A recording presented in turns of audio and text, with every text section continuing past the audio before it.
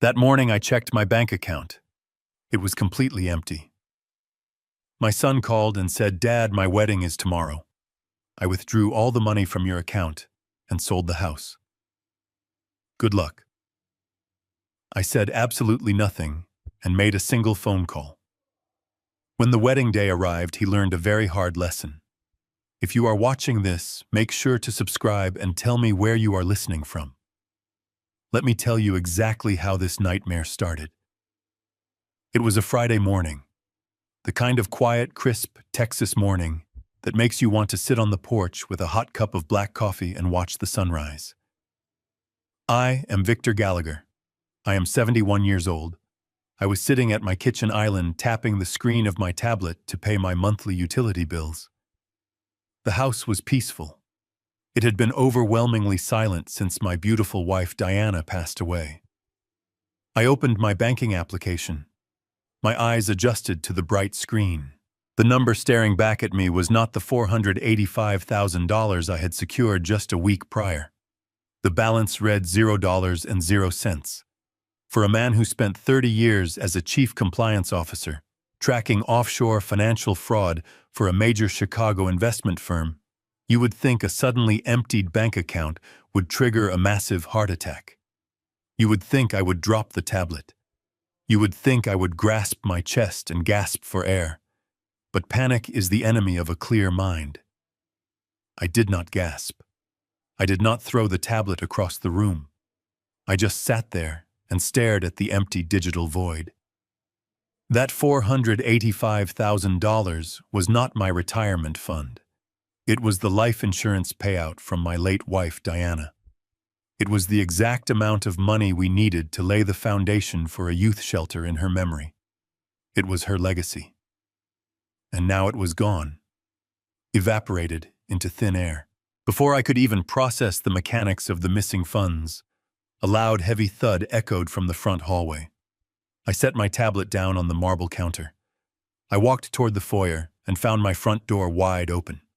Two men in thick work boots and dirty denim jackets were wrestling my antique mahogany console table out the door. The very same table Diana and I bought on our honeymoon in Charleston 40 years ago. I stepped forward and raised my hand. "Excuse me," I said. My voice was calm but carrying that undeniable weight of authority I used to reserve for embezzling corporate executives. "What exactly do you think you are doing with my furniture?" The taller of the two men paused, wiping sweat from his forehead with the back of his hand. He looked at me with a mixture of annoyance and pity. "We are just doing our job, buddy," he said. "The new owner wants the place cleared out by noon." New owner. I repeated the words slowly, letting them sink into the quiet air of the hallway. I reached into my pocket and pulled out my house keys. I walked over to the front door and tried to slide the key into the deadbolt. It would not go in. The lock had been changed. They had drilled it out and replaced it while I was sitting in my own kitchen. "I need to see your work order right now," I demanded. The second mover, a younger kid chewing gum, pulled a crumpled piece of paper from his clipboard and handed it to me. I unfolded it. There it was in black and white, an expedited estate clearance order, and right there at the bottom on the authorization line was a signature I would recognize anywhere in the world. The loopy, hurried handwriting of my 32-year-old son, Derek, my own flesh and blood, the boy I had taught to ride a bicycle, the boy I had bailed out of college debt. He had authorized a crew of strangers to strip my home bare. I stood in my own hallway, breathing in the familiar scent of lemon polish and old wood, knowing it might be the last time I smelled it. The movers watched me closely, expecting the typical reaction of an old man losing his mind. They expected tears. They expected shouting. They expected me to call the police and make a huge scene. But like I said, panic is a luxury you cannot afford when you are being robbed. In my career, I have dismantled corporate thieves who hid millions of dollars in shell companies across the globe. I know exactly how criminals operate. I know their arrogance. I know their blind spots. And the absolute first rule of catching a thief is to let them think they have gotten away with it. You let them get comfortable. You let them celebrate. I folded the paper and handed it back to the kid. All right, I said smoothly. Just be careful with the legs on that table. The wood is very old and fragile. The movers looked at each other, totally confused by my lack of resistance, but they shrugged and carried the table out to the idling truck in the driveway. I walked back into the kitchen. The house was already echoing. It felt hollow and cold. I picked up my tablet again and looked at the zero balance. Derek was getting married tomorrow. An extravagant $200,000 outdoor wedding to a woman named Brooke. Brooke was a woman who looked at me like I was a stain on her designer shoes. Derek had been complaining about money for months. He had maxed out his credit, trying to keep up with Brooke and her expensive, luxurious lifestyle. I had absolutely refused to pay for the wedding because I knew Brooke was just using him for his perceived wealth. I told him he needed to learn financial responsibility and stand on his own 2 feet. Apparently, this was his twisted version of taking initiative. He decided to steal his dead mother's legacy to fund a party. I did not feel sorrow. I felt a cold, calculating clarity wash over me. Every emotion shut down and the forensic accountant inside me woke up. I walked out the back door and stood in the beautiful garden Diana had planted.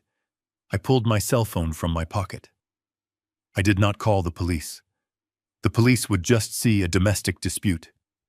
They would see a confused old man and a son claiming some kind of misunderstanding. No, this situation required a much more precise weapon. I dialed the number of my lawyer, Martin Rosenberg. Martin, I said as soon as he picked up. Execute Plan B. The kid took the bait. Martin did not ask questions. He knew exactly what Plan B meant. He simply said, considered it done, and hung up. But a good investigator knows that circumstantial evidence is never enough. I needed a confession. I needed the arrogance of the perpetrator captured in real time. I pressed the record button on my encrypted application and dialed my son's number. The phone rang 3 times. With each ring, I looked at the empty space in my living room where the antique table used to sit.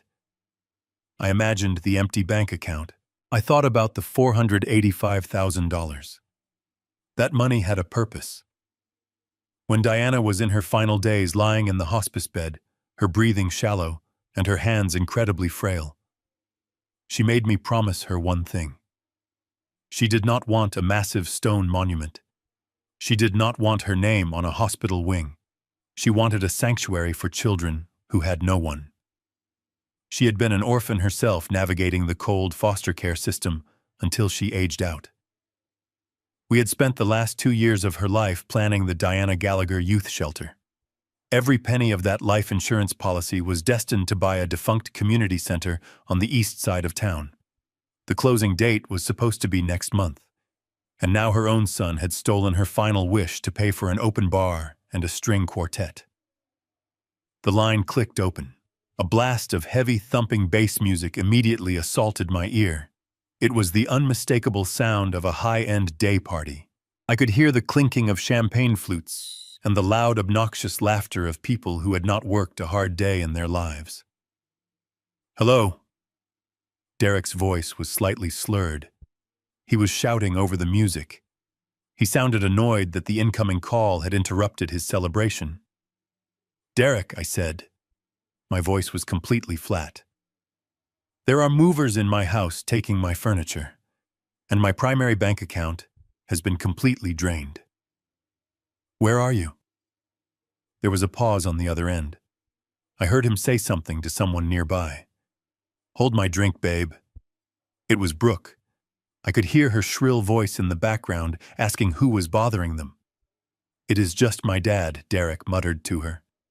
The music faded slightly, as if he had stepped into a hallway or a private room. "Dad, listen to me carefully," Derek said. The slurring was gone, replaced by a cold, condescending tone, a tone he had undoubtedly practiced in the mirror. "My wedding is tomorrow. This is the most important weekend of my life. I withdrew the money, and I sold the house."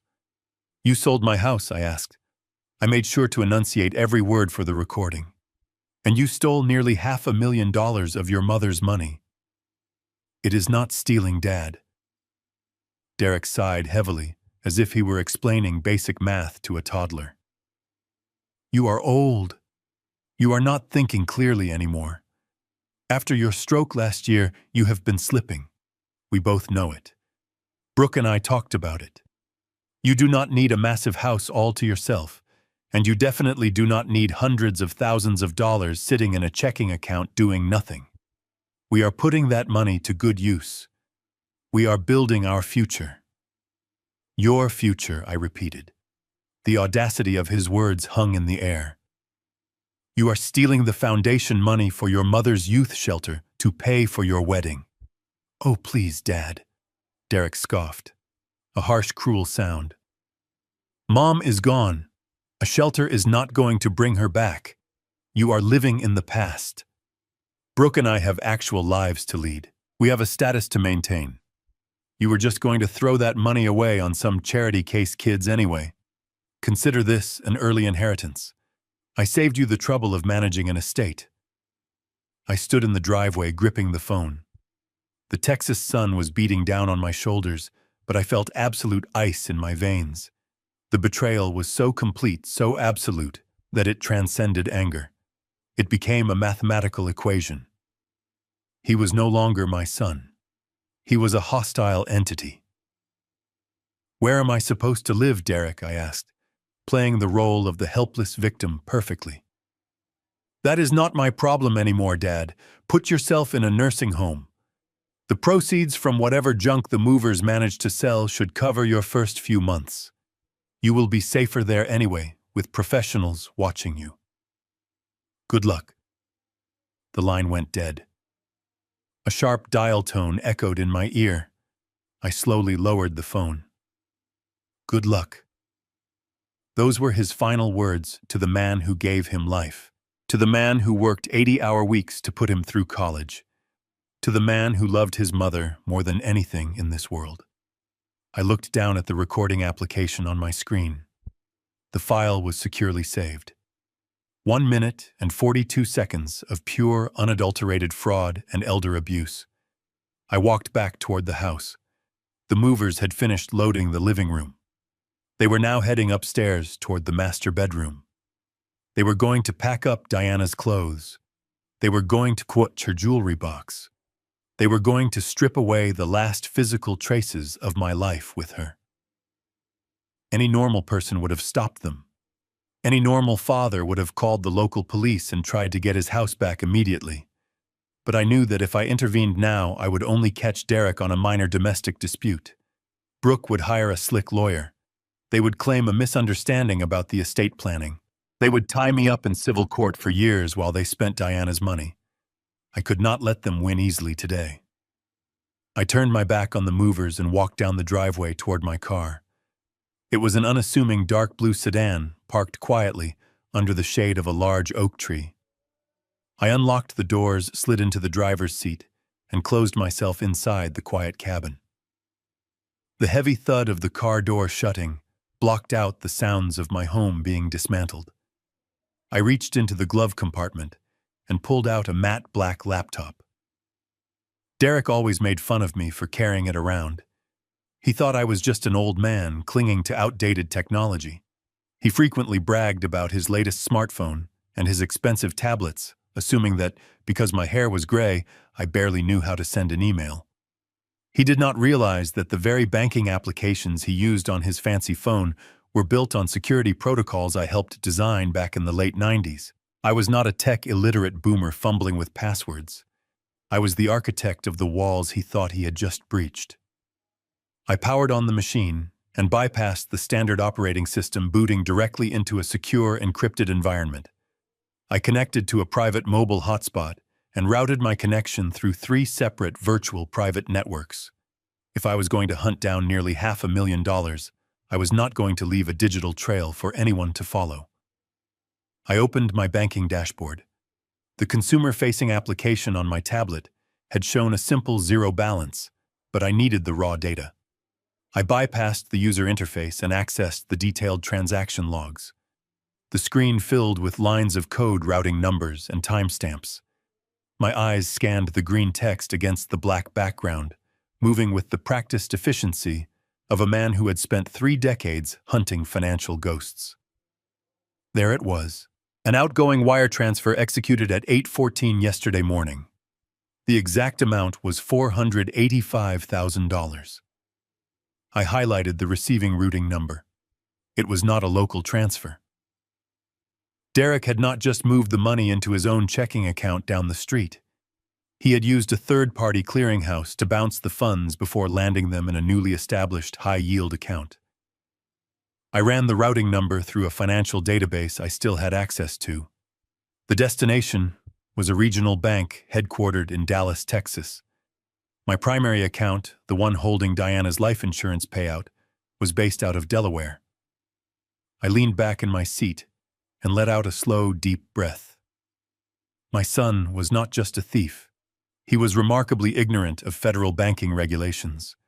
By moving that amount of stolen money across state lines, he had instantly elevated a domestic dispute into a federal crime. He had committed wire fraud. The FBI would not treat this as a family disagreement over an inheritance. They would treat it as a major felony. I began compiling the digital footprint. I downloaded the wire transfer authorization forms, the timestamp logs, and the IP addresses used to initiate the transaction. With every click of my mouse, I was forging a nail for my son's coffin. I discovered that the transfer had been authorized using a digital signature. Derek had uploaded a document to the bank to bypass the fraud alert triggers. I pulled up the attachment. It was a scan of a legal document. I squinted at the screen, zooming in on the pixelated image. It was a medical and financial power of attorney. My stomach tightened.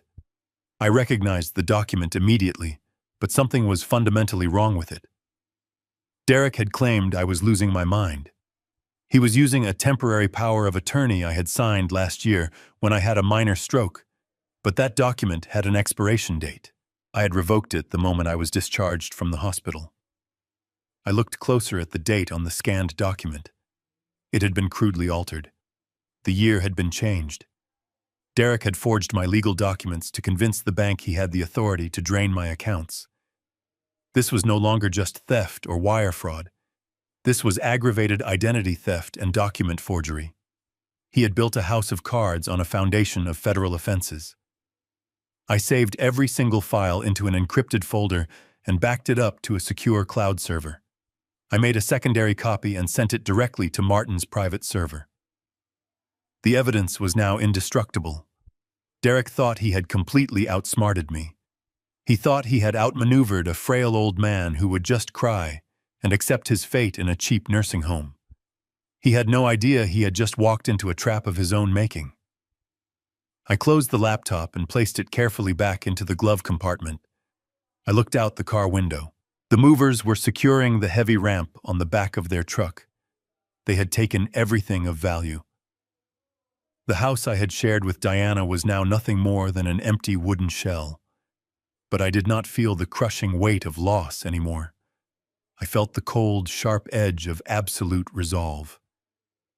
I started the engine of my sedan. The quiet hum of the motor filled the cabin. I adjusted my rearview mirror and took one last look at the property. Derek and Brooke were currently hosting an extravagant rehearsal dinner at a massive rented mansion across town. They were drinking expensive champagne and laughing with their wealthy friends, celebrating a future built entirely on my stolen money. It was time for me to pay my respects to the happy couple. I shifted the car into drive and pulled out of the long driveway, leaving my empty house behind. I drove away completely silently. The hunt had officially begun, and I was not going to stop until I burned their stolen empire to the ground. I drove my sedan to a parking garage and left it there.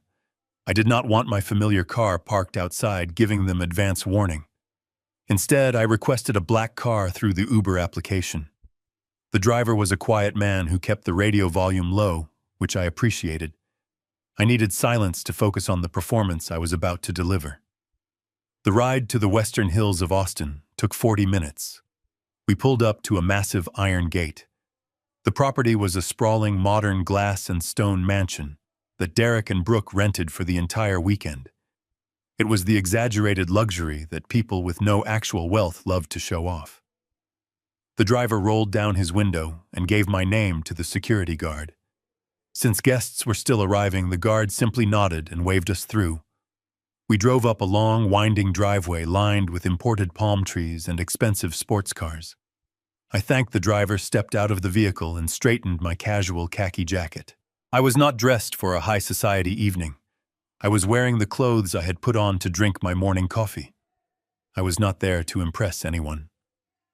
I walked up the wide stone steps toward the massive double doors.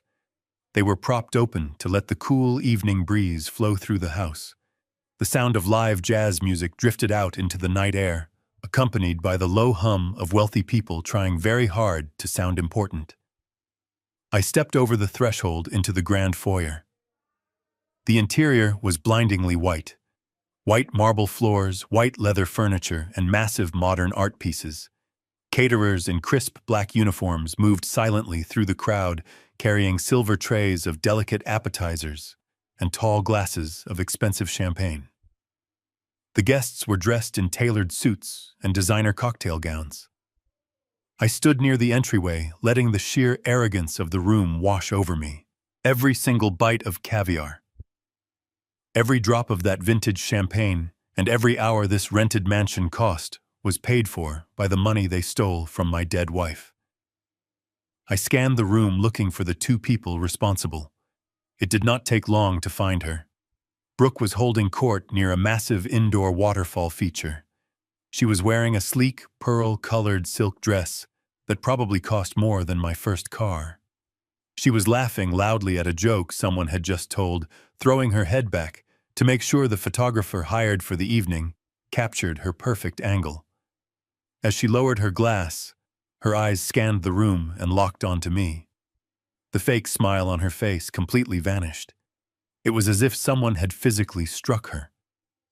She blinked twice, unable to comprehend how the pathetic old man they had just evicted was standing in the middle of her perfect rehearsal dinner.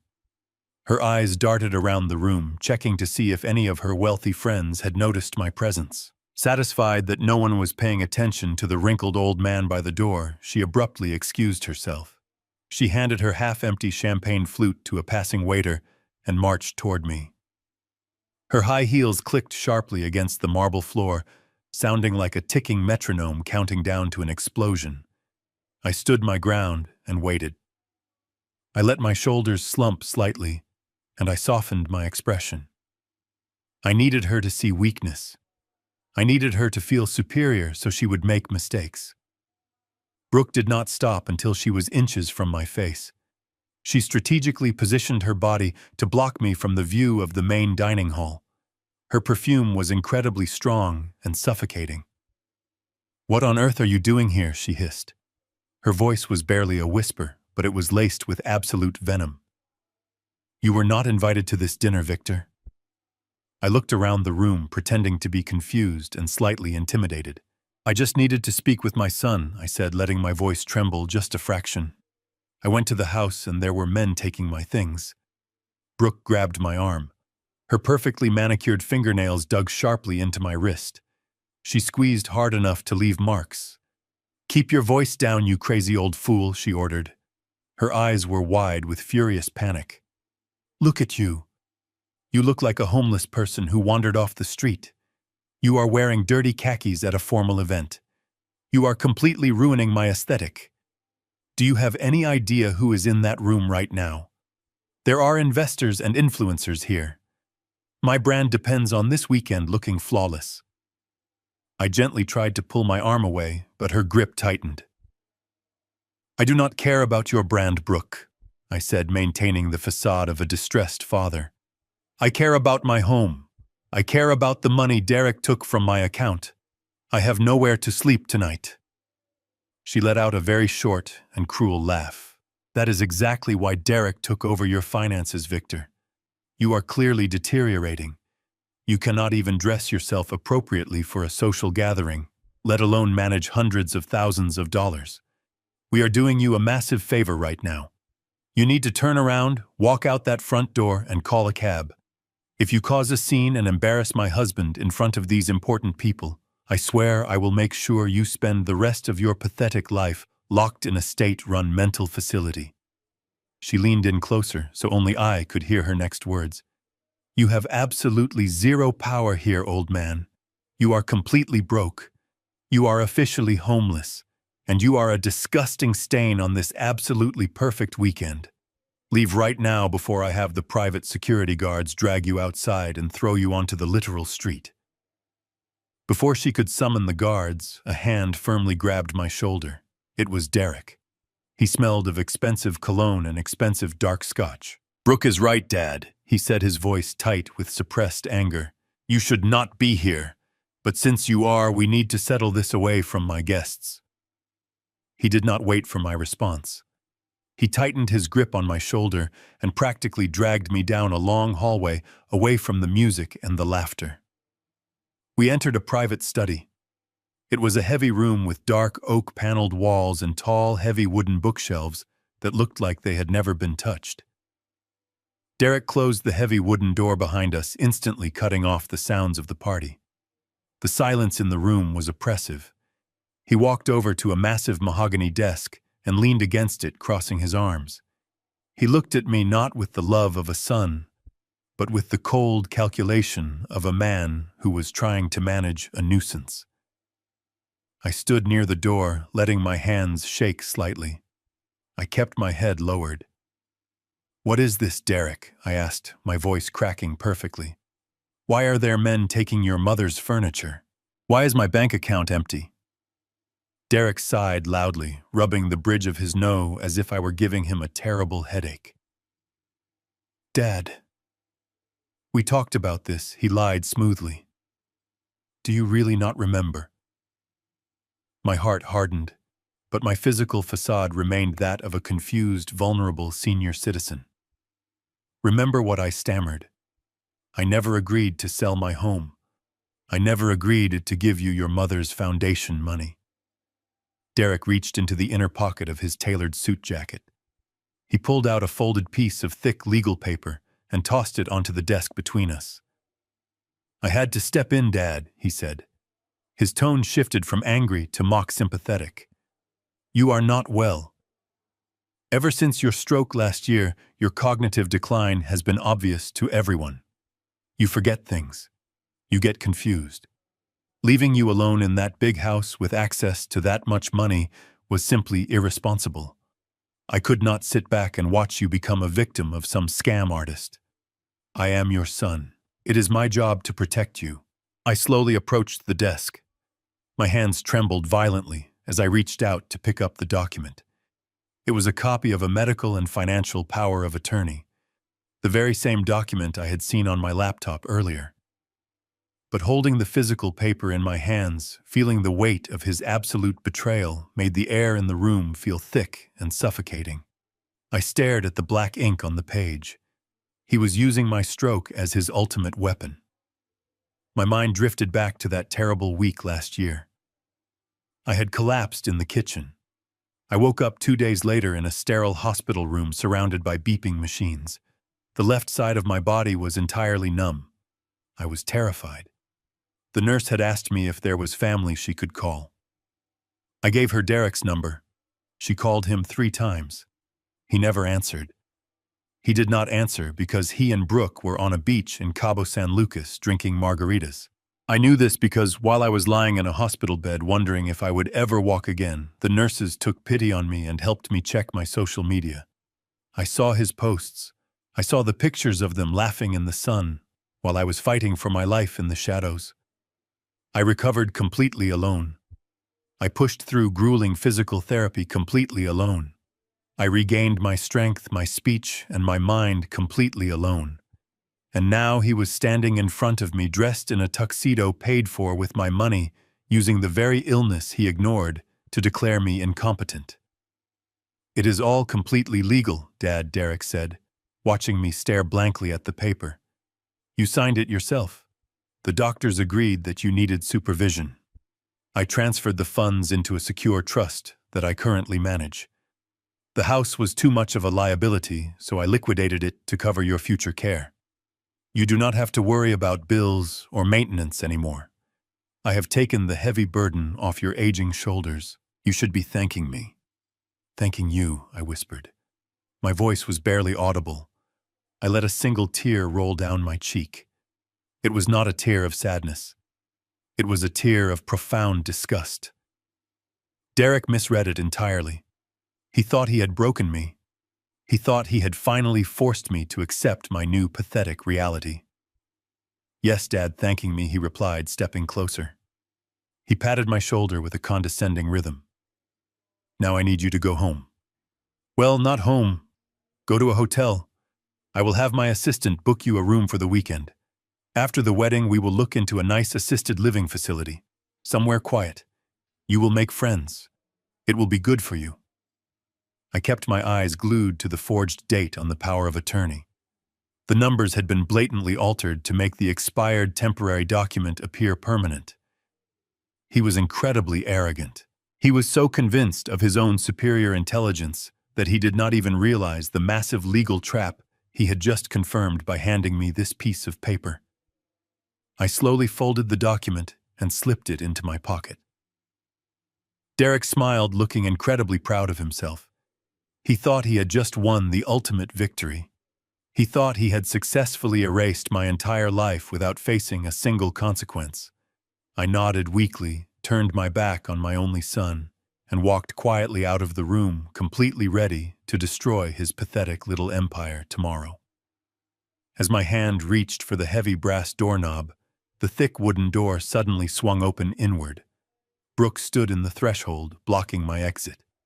She had clearly been listening from the hallway, waiting for the perfect moment to make her entrance. She looked past me to Derek, who gave her a subtle nod of victory, indicating that I had been dealt with and neutralized. A slow, cruel smile spread across her face. It was the kind of smile a predator gives a wounded animal when the hunt is finally over. She stepped fully into the study, closing the door slightly behind her to trap me in the small space between them. "You really thought you could come here and make demands?" she said, shaking her head in disbelief. "You really thought you had some sort of power left in this family?" She reached inside, searching for something. She pulled out a crisp new $100 bill. She held it up between her index and middle fingers, dangling it in front of my face like a piece of meat. She took a step closer until I could smell the overpowering scent of her expensive perfume again. With a swift, demeaning motion, she shoved the folded bill directly into the front breast pocket of my jacket. She patted the pocket twice as if she were rewarding a stray dog. "Take a taxi to a cheap motel." "Old man," she whispered, her tone dripping with absolute disgust. "Buy yourself a hot meal and go to sleep. And do not even think about showing your face at the venue tomorrow. You are not needed. Do not ruin my photos tomorrow." I looked down at the green edge of the bill sticking out of my pocket. I slowly raised my eyes to meet hers. I let my lower lip tremble. I let my shoulders drop another inch.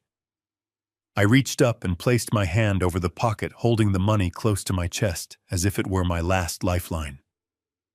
"Thank you," I murmured, my voice thick with fake emotion. I bowed my head submissively, completely avoiding her gaze. I slipped past her through the doorway, leaving her and Derek alone in their temporary fortress of stolen wealth. I walked back down the long hallway, moving slowly and unsteadily. I passed the grand foyer where the jazz music was still playing, and the wealthy guests were still laughing. None of them paid any attention to the old man shuffling out the front door. They were too busy celebrating a marriage built on a foundation of absolute lies. I stepped out into the cool night air and began the long walk down the winding driveway toward the front gate where I had arranged for another car to pick me up. With every step I took away from the mansion, my posture began to change. The pathetic old man vanished into the darkness, leaving only the cold, calculating forensic investigator in his place. I reached into my pocket and pulled out the crisp $100 bill Brooke had just shoved into my chest.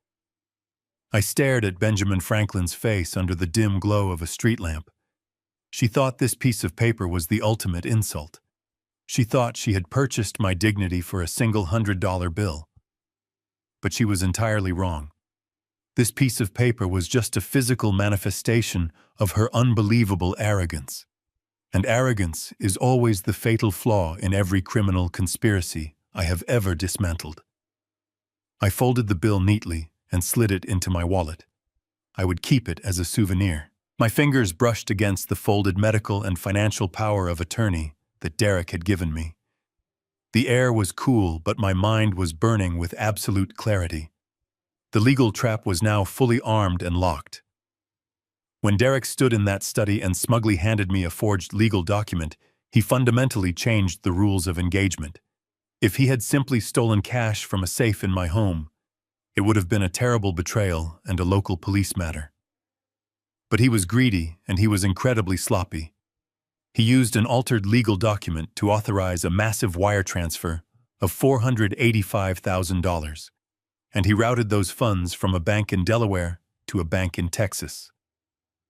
The moment those digitized funds crossed the state line, his crime escalated from local theft to federal wire fraud. It is one of the most severe financial crimes in the United States Criminal Code. The Federal Bureau of Investigation does not take wire fraud lightly. The penalties are incredibly severe, especially when the victim is a senior citizen and the amount exceeds certain thresholds. He had practically handed me the weapon for his own destruction. Furthermore, the act of altering the date on the power of attorney constituted aggravated identity theft and document forgery. Each of these offenses carried mandatory minimum prison sentences. Brooke and Derek thought they were playing a simple game of family politics. They thought they were just outsmarting a senile father who would eventually surrender. They did not realize they had just triggered a federal investigation that would completely destroy their lives. I reached the bottom of the driveway and stood by the massive iron gates waiting for my ride. The night was quiet. The jazz music from the mansion was just a faint whisper in the wind. I felt a deep sense of absolute peace wash over me. I was focused entirely on the execution of justice. The bait had been taken. The evidence was secured on multiple encrypted servers. All that was left to do was spring the mechanism. I watched the headlights of my approaching car cut through the darkness. Tomorrow, they were going to have a beautiful wedding, and I was going to give them a wedding gift they would never forget for the rest of their miserable lives. The black car arrived at the driveway. I opened the door and slid into the back seat. I gave the driver an address in downtown Austin. The ride through the dark city was perfectly quiet. My mind was no longer focused on the mansion or the rehearsal dinner. I was preparing for the clinical execution of justice. We pulled up to a towering glass high-rise. It was 11:30 at night. The lobby was completely deserted, except for a single security guard reading a book behind a marble counter. He nodded at me as I walked toward the elevators. I pressed the button for the top floor. The elevator hummed quietly as it carried me up. The doors opened to the dark reception area. A single light shone at the far end. It spilled from Martin Rosenberg's office. Martin was not just my lawyer. He was a former federal prosecutor who worked alongside me investigating financial fraud. He knew my methods. He knew my mind. And he knew my late wife, Diana. I pushed the door open. Martin was sitting behind his heavy oak desk. His tie was loosened, and his sleeves were rolled up. The soft glow of his desk lamp illuminated a thick stack of printed documents. These were the digital files I transferred to his server. He looked up over his reading glasses as I entered the room. "You look terrible, Victor," he said. I sat down and let out a long breath. "I feel incredibly clear, Martin," I replied. "Have you reviewed the files I asked?" Martin nodded slowly. He tapped the stack of papers with his pen. "It is all here. The wire transfer logs, the destination numbers, the altered timestamps, and the forged power of attorney. Derek was stupid to use a clearinghouse. He left a digital trail a mile wide. I spent the last 3 hours drafting the official report for the Federal Bureau of Investigation. I have also prepared the emergency injunctions to freeze the receiving accounts in Dallas. The moment the banks open on Monday morning, those funds will be locked down tighter than a drum. But the FBI does not wait for banking hours when wire fraud of this magnitude is reported. We can submit this directly to the Cybercrimes Division right now. Martin leaned back in his chair and took off his glasses. He looked at me with a profound sadness. For 20 years I have known you, Victor. I have watched you dismantle ruthless corporate criminals without blinking an eye. But this is different. This is Derek. I watched that boy grow up. I attended his high school graduation.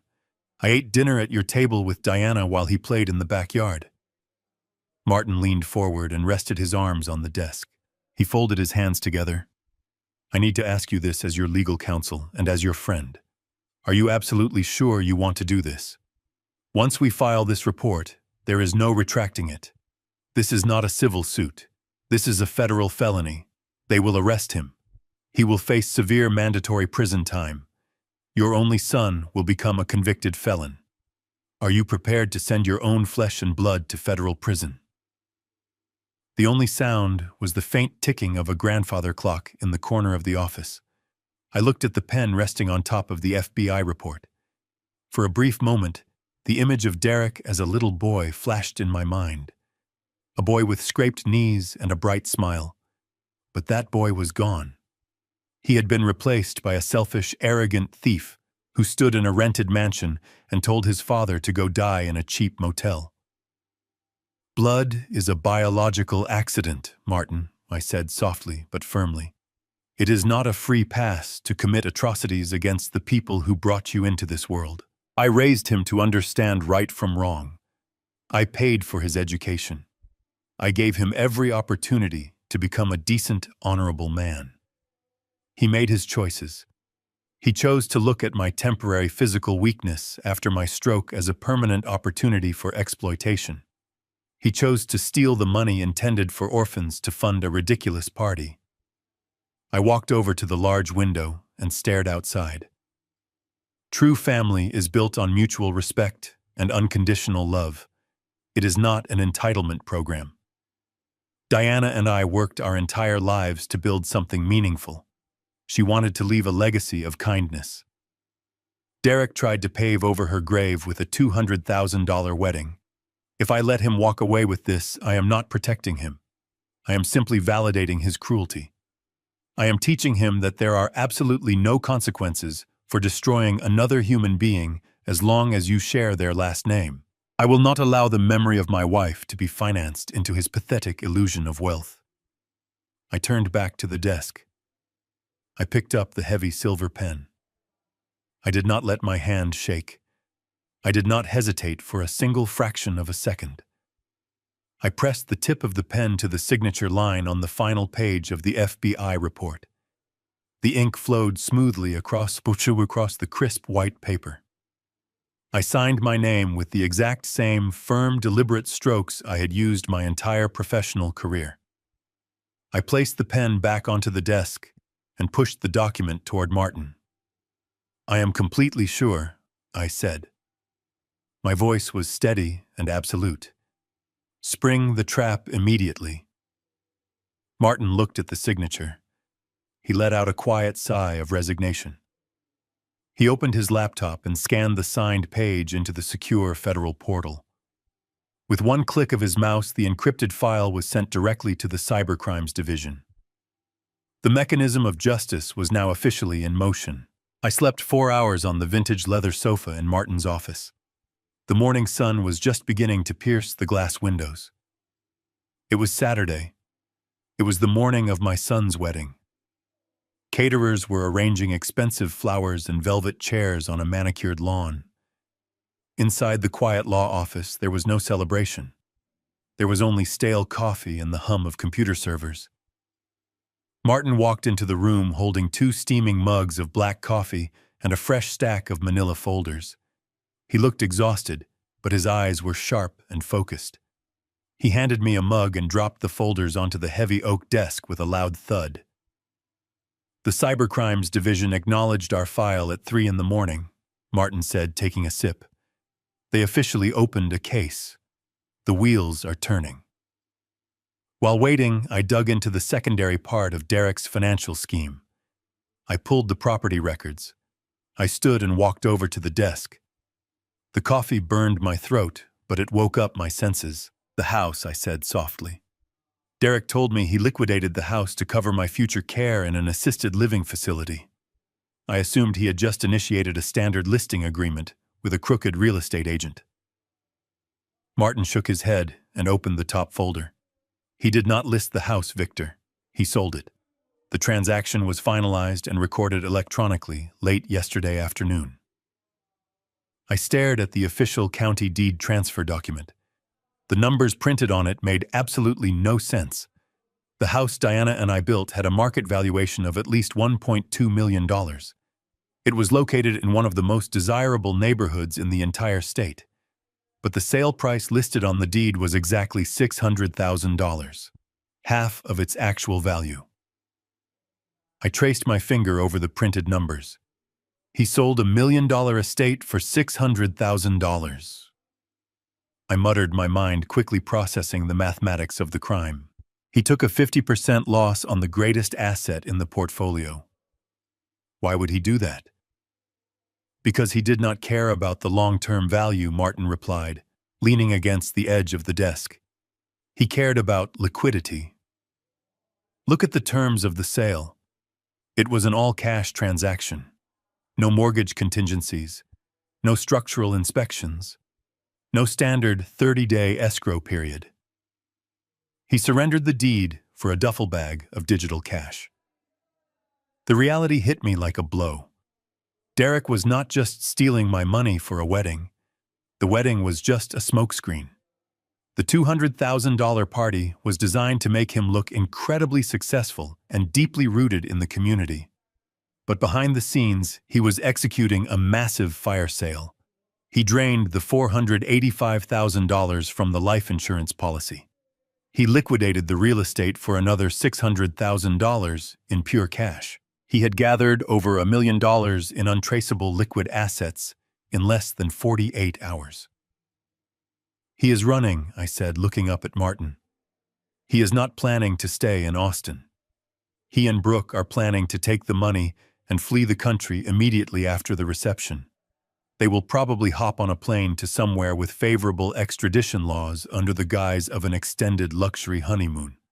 By the time anyone realizes the money is completely gone and the property is legally tangled, they will be sitting on a beach halfway across the world." Martin nodded in agreement. "That is the only logical explanation for taking such a massive loss on the property. He needed the cash instantly. But that brings us to the most confusing part of this entire transaction." Martin flipped to the second page of the file. "In all my years of practicing real estate and financial law, I have never seen a property close this fast. The title search alone usually takes a week. To execute a cash transfer and record a deed in under 24 hours requires an incredibly motivated buyer, someone who is willing to bypass all standard legal protections and cut massive corners." I looked down at the buyer information on the deed. The space where a family name or a standard property management firm should have been was occupied by a corporate entity.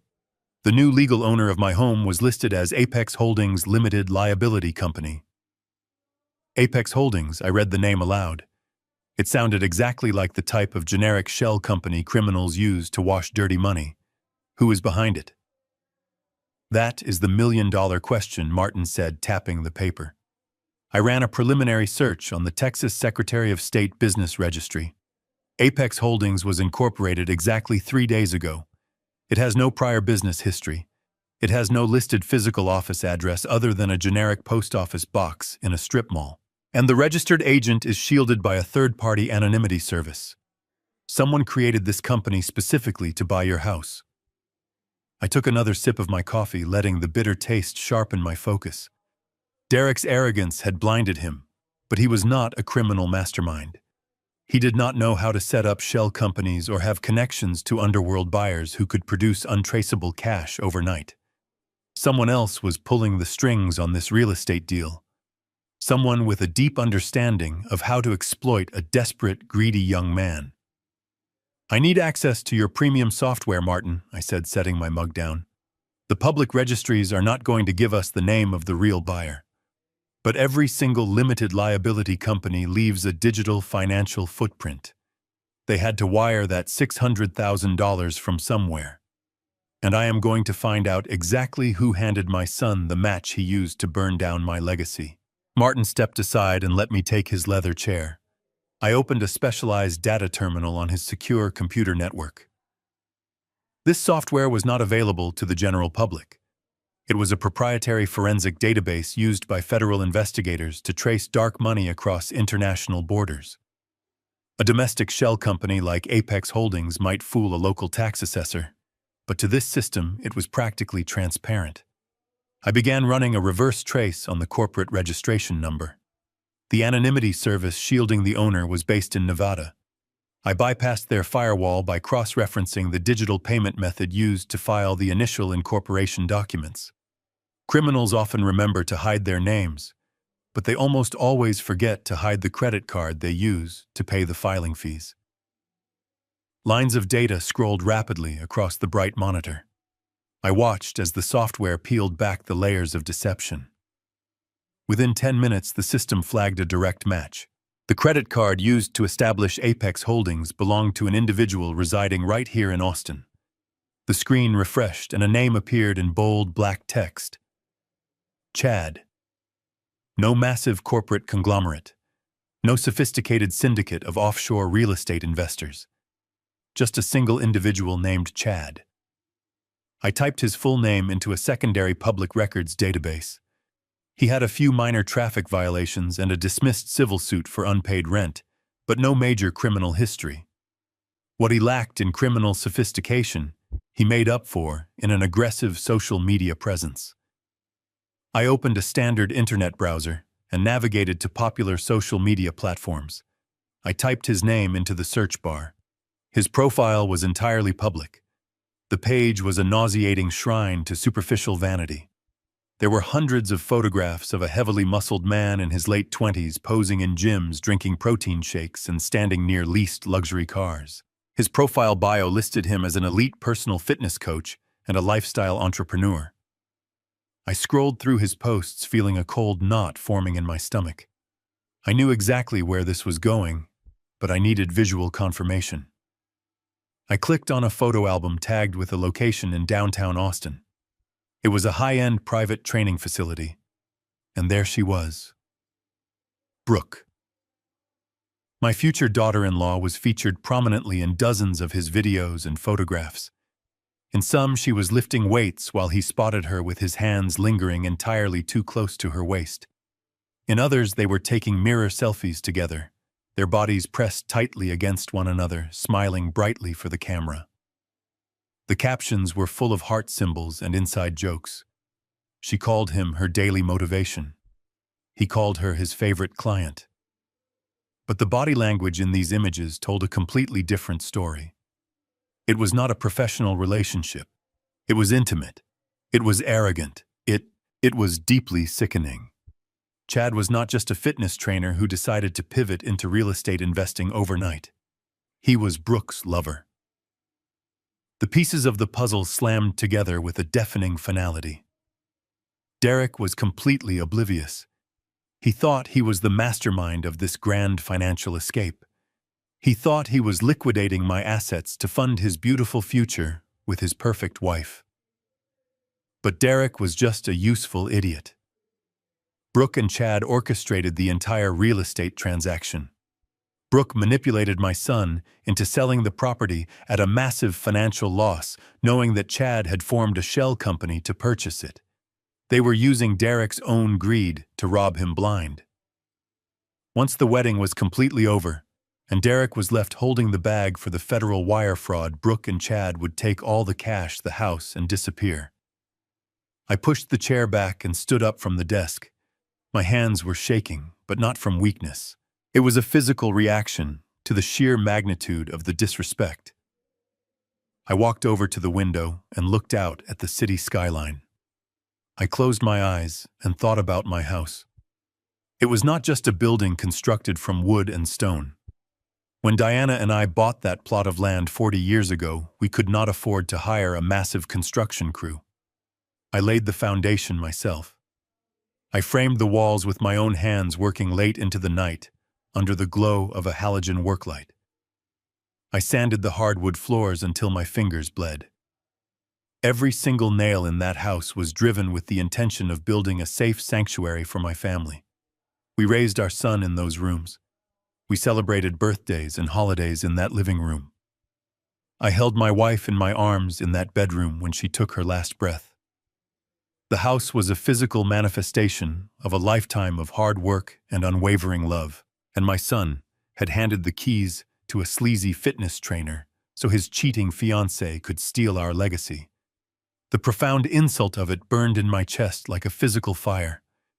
They had taken something sacred and turned it into a cheap hustle to fund their pathetic, superficial lifestyle. Martin watched me from the doorway. He had seen the photographs on the monitor. He knew exactly what this meant. "This changes everything," Victor Martin said quietly. "It is not just your son anymore." I turned away from the window. My voice was dangerously calm. "No, it does not change everything at all, Martin," I replied. "It simply expands the entire blast radius of the situation. Derek betrayed his father for money. Brooke betrayed Derek for the exact same terrible thing. They are all infected with the exact same disease. They actually believe that they are smarter than everyone else because they have no moral compass. But they forgot one fundamental rule. When you steal a house built by a forensic investigator, you should probably check the floorboards before you try to move in." Martin looked at me with a mixture of curiosity and apprehension. "What exactly do you have in that house, Victor?" he asked. I walked back over to his heavy desk and reached for my laptop bag. "I did not wire the house with explosives, if that is what you are thinking," I said, pulling out my matte black computer. "But when you spend 30 years investigating people who lie for a living, you develop certain habits. I do not just trust locks and deadbolts. I trust verifiable data." I opened my laptop and connected it to Martin's secure network again. When Diana started getting sick, I installed a very comprehensive security system.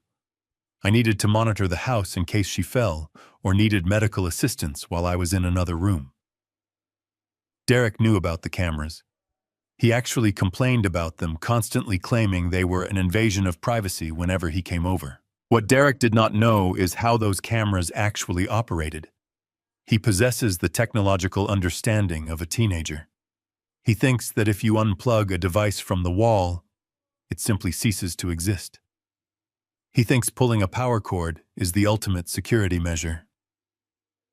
I logged into a highly encrypted offshore server. A grid of blank black squares appeared on my screen. Each square represented a different room in my house. The live feed was dead. Derek had indeed gone through the house and unplugged every single camera he could find before he brought the movers in. But he did not realize that the physical cameras were merely optical relays. The actual recording system was hardwired into an independent battery backup hidden inside the walls.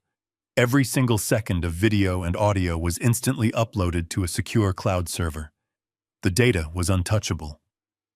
I bypassed the dead live feed and accessed the archived storage. I needed to see exactly what happened in my house before the movers arrived. I selected the master timeline and began scrolling backward. Yesterday was a flurry of activity with Derek storming through the rooms holding his forged paperwork. I kept scrolling. 2 days ago, the house was mostly empty. Then I hit the timestamp for Tuesday evening. Exactly 3 days ago. A thumbnail image flickered to life in the center of the grid. The camera was located in the main living room, pointing directly at my antique cabinet. I clicked the thumbnail to expand the video to full screen. The image was crystal clear, high definition. It was 10 at night. The front door opened and two figures walked into my living room. I turned the volume up on my laptop speakers. The audio was perfectly synchronized. It was Brooke and Chad. They were not wearing the formal clothing I had seen at the rehearsal dinner. They were dressed in casual athletic wear, looking entirely too comfortable in a home they did not own. Brooke tossed her expensive purse onto my sofa and let out a dramatic sigh. "It is finally going to happen now," she said, spinning around in the exact middle of the room. Chad walked straight past her and headed directly for my liquor cabinet. He did not even hesitate. He opened the glass doors with absolute confidence, as if he had been there 100 times before. He reached past the cheap bottles and grabbed a rare single malt scotch that Diana had bought for my 60th birthday, a bottle I had been saving for a truly special occasion. He popped the cork and poured 2 massive glasses without bothering to look for ice. Chad handed a full glass to Brooke. They clinked the heavy crystal tumblers together. "To the easiest payday of my entire life," Chad said, a smug grin plastered across his face.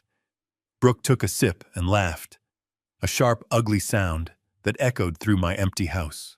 "I cannot believe Derek actually bought the whole story," she said, shaking her head. "He was so terrified of looking broke in front of my friends that he practically begged you to take the house off his hands. He thinks he is a financial genius." Chad took a long drink of my scotch.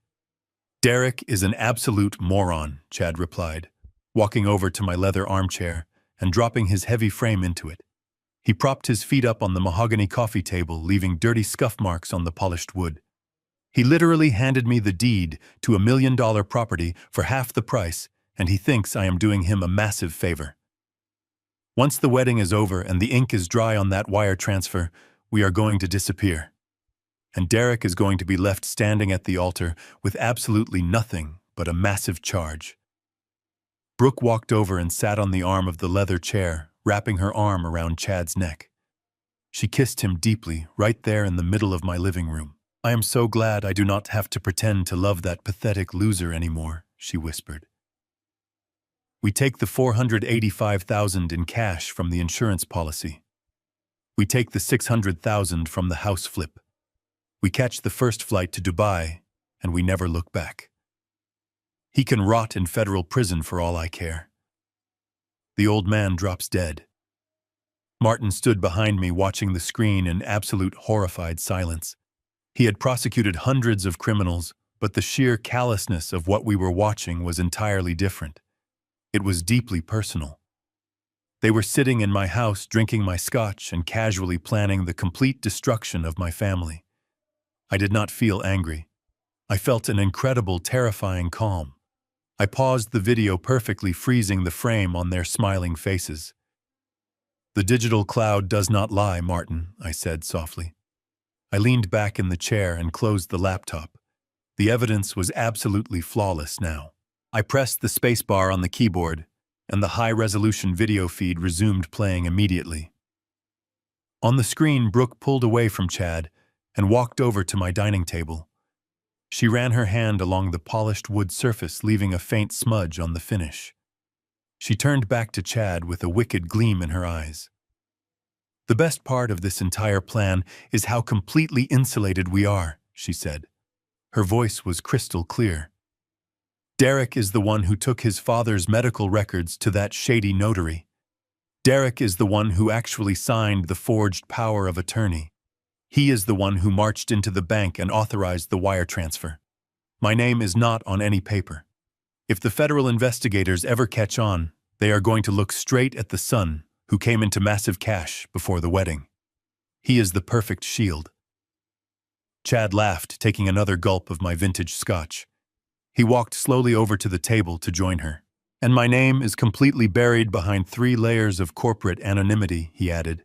"Apex Holdings will transfer the real estate deed to an overseas buyer by Monday morning. The $600,000 will be washed through offshore accounts before the old man even realizes his locks are changed.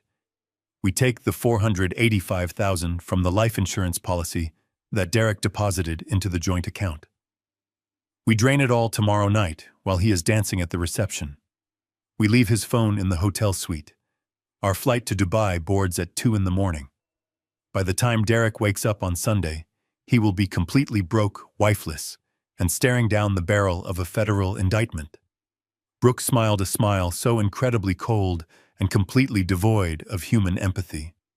She raised her heavy crystal glass high in the air. To Derek, she mocked. The most gullible groom in the history of the world. They clinked their glasses together again. I watched my future daughter-in-law and her personal trainer casually map out the absolute destruction of my only son. Derek had betrayed me, but he was doing it out of a desire to please a woman who viewed him as a temporary financial stepping stone. He thought he was stealing my legacy to build a life with her. He was digging his own grave and paying for the shovels. I felt a wave of pity for the boy. Not forgiveness, but pity. He was incredibly foolish, and he was about to pay a terrible price for his arrogance. I reached for the mouse and stopped the video playback. The 4,000 pixel resolution captured every micro-expression on their faces. The audio was pristine. A defense attorney could never argue that this was a deep fake. It was a direct, explicit confession of criminal conspiracy, wire fraud, and planned evasion of justice. I opened an encrypted protocol. I highlighted the video file and the isolated audio track.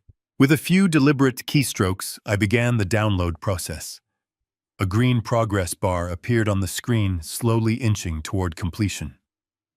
I mirrored the download simultaneously, sending a direct copy to Martin's secure legal server and another copy to an offline physical drive I kept in my briefcase. Martin stood perfectly still behind me. His breathing was incredibly heavy and deliberate. In all my years in the justice system, I have never seen a conspiracy laid out so plainly, he whispered.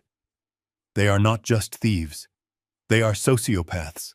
They are entirely willing to destroy a man's life just to fund a permanent vacation. Martin walked around the desk and slumped into his chair, rubbing his temples. We need to submit this video to the Cybercrimes Division immediately. This elevates the entire case. It is no longer just your son committing wire fraud. This is a multi-person criminal syndicate executing a coordinated strike against a vulnerable target. The Federal Bureau of Investigation will bring the hammer down on all of them. They will intercept Brooke and Chad at the airport before they ever set foot on that plane to Dubai. I watched the green download bar hit 100%. The files were locked and secured. I quietly closed the remote access window to my hidden home security system. No, Martin, I said calmly. We are not giving this video to the authorities just yet. Martin looked at me in shock. Victor, you have the smoking gun right here. Why would you withhold this from the federal agents? Federal agents operate on a bureaucratic timeline, I explained. They will open a case file. They will assign investigators. They will eventually issue formal subpoenas. By the time they actually move to arrest anyone, the wedding will be over. The damage to my family name will be public and permanent. I do not want them quietly arrested in an airport terminal in the middle of the night. I want them to face the absolute maximum consequence at the exact height of their arrogance. I packed my laptop back into its protective case and secured it inside my bag. I stood up and looked directly at Martin. Derek truly thought he could easily discard me. Brooke thought she could use my son to rob me blind. They both thought they were the smartest people in the room. But I built a career on exposing people who thought they were invincible. I am going to let them put on their expensive clothes. I am going to let them stand in front of their wealthy friends. I am going to let them believe that they have won.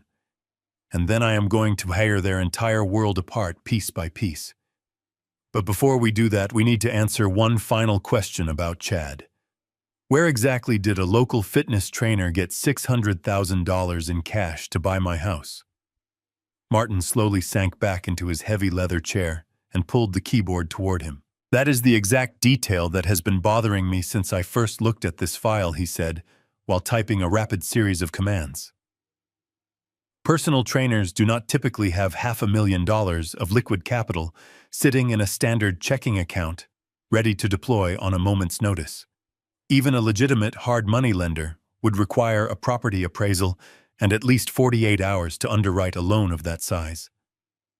Chad had to get this cash from a source that completely bypasses the traditional banking sector, a source that does not ask questions and operates strictly in the shadows. I walked around the desk and stood behind his shoulder watching the screen as the forensic software dug into the origin of the $600,000 deposit into the Apex Holdings account. The money did not come from a traditional retail bank. It originated from a small private commercial lending firm located in a dilapidated industrial park just outside the city limits. Martin highlighted the name of the firm: Silver State Financial Services. "Do you know them?" I asked.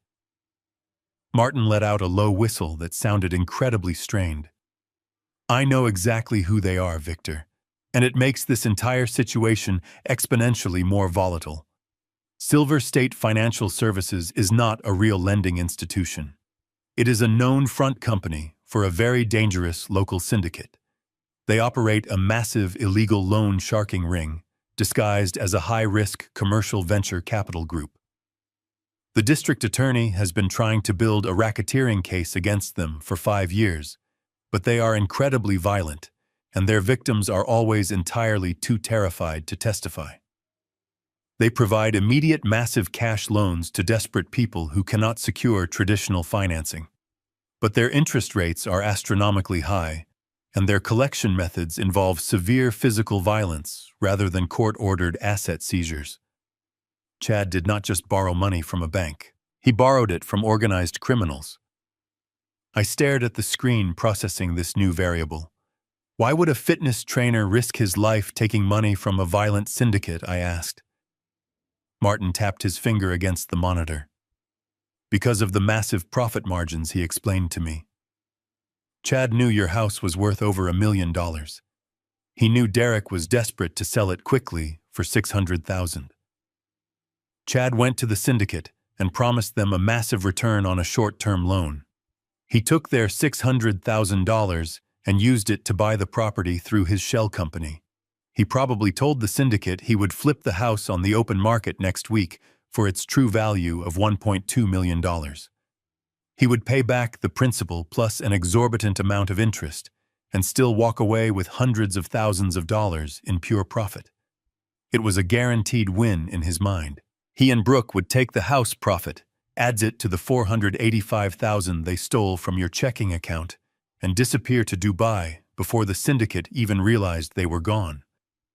But if something goes wrong with the real estate flip, Chad is personally on the hook for $600,000 to people who will not hesitate to bury him in the desert." The silence in the law office felt heavy and thick. Martin looked up at me, his face pale and tight with genuine concern. "Victor, you need to understand the absolute gravity of this situation. If Chad defaults on this loan because we freeze his assets, the syndicate will hunt him down. They will also look for anyone associated with him, including Brooke and potentially your son. We are no longer just dealing with a spoiled kid committing wire fraud. We are intersecting with a violent criminal enterprise. You have to let the federal authorities handle this right now before someone gets killed." I listened to Martin's frantic warning, but I did not feel fear. Instead, a slow, deep smile spread across my face. It was the first time I had smiled since I opened my banking application and saw a zero balance. "The dominoes are perfectly aligned, Martin," I whispered. My voice carried a cold and steady resonance that seemed to freeze the air in the room. "You look at this syndicate as a dangerous complication, but I look at them as the ultimate instrument of absolute justice. Chad thought he was incredibly clever using cartel money to steal my property. Brooke thought she was a master manipulator playing my son for a fool while securing her golden ticket. They built their entire criminal conspiracy on the assumption that they controlled the board. But they forgot that the money they borrowed is currently trapped in a legal limbo that they cannot possibly escape. When the hammer falls this afternoon, Chad will not just be facing federal wire fraud charges. He will be facing the immediate violent wrath of his creditors. He will have no money, no house, and absolutely nowhere to hide." Brooke will realize that the wealthy, successful man she thought she was running away with is actually a marked target with a massive bounty on his head. And my son will finally understand the true cost of his blinding arrogance. He traded his family for a woman who was willing to feed him to the wolves. I placed my right hand on Martin's shoulder, giving it a firm and reassuring squeeze. "Prepare the final documents," I instructed him. "We are not calling the authorities to stop the wedding. We are going to let the ceremony proceed exactly as planned. We are going to let them stand up there in their expensive clothes and smile for the cameras. And then we are going to burn their entire fraudulent world to the ground in front of everyone they know." Martin stared at me as if I had completely lost my mind. He looked at my hand resting on his shoulder, and then looked back up into my eyes. "Victor," he said, his voice barely above a whisper. "I know you are a brilliant man. I know you have built traps for some of the most sophisticated criminals on the planet. But we are talking about your actual house. We are talking about $600,000 of cartel money floating around in the local financial ecosystem. We are talking about your son being in the crosshairs of a violent syndicate. How can you possibly be this calm? How can you just let this play out, knowing that the deed to your home has already been electronically transferred to a shell company?" I pulled my hand back and walked over to the leather chair opposite his desk. I sat down slowly and crossed my legs, resting my hands on my knees. I looked at the digital clock on the wall. It was now almost 6 in the morning. The sun was fully up, casting a bright, warm light through the office windows. "Martin," I said, keeping my voice perfectly level, "do you honestly believe that a man who spent his entire professional life designing fail-safes for multinational banks would leave his own personal assets entirely unprotected? Do you really think I just left the original deed to a $1 million property sitting in an unlocked filing cabinet in my home office for any greedy relative to snatch?" Martin frowned, furrowing his brow. I saw the transfer documents, he countered. The county clerk recorded the sale. The transaction was authenticated. It is a matter of public record now. I nodded, acknowledging his point. "The transaction you saw was recorded based on the documents my son submitted," I explained.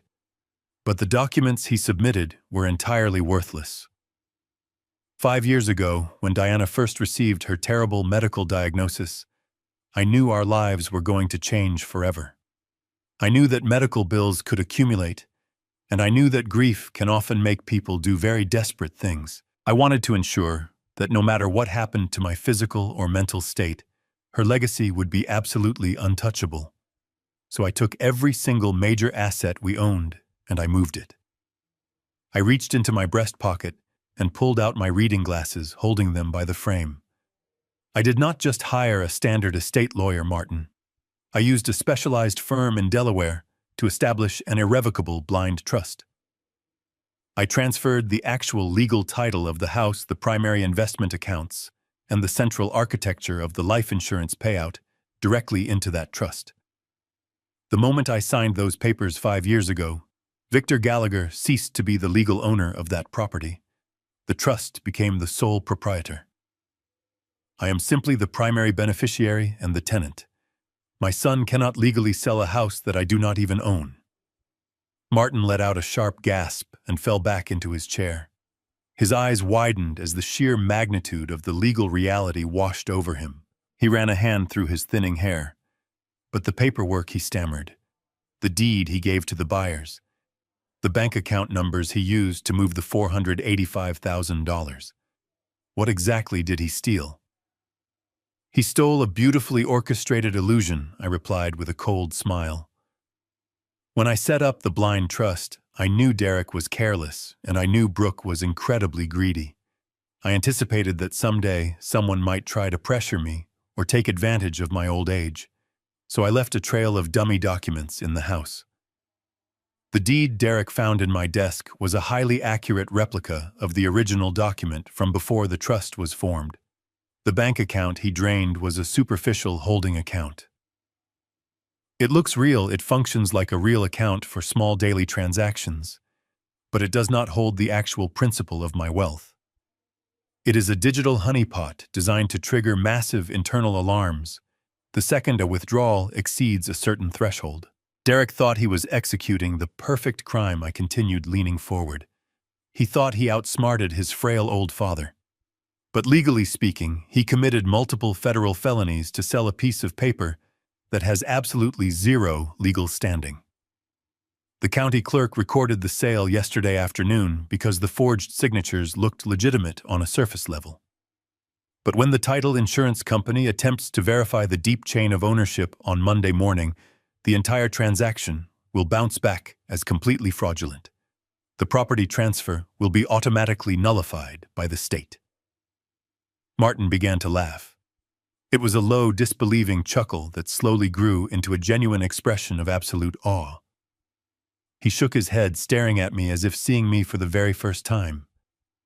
"You let him sell a fake house to a real loan shark," he said, his voice filled with a mixture of terror and profound respect.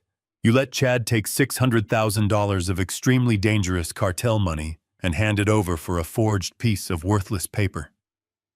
"Exactly," I said, my smile widening just a fraction.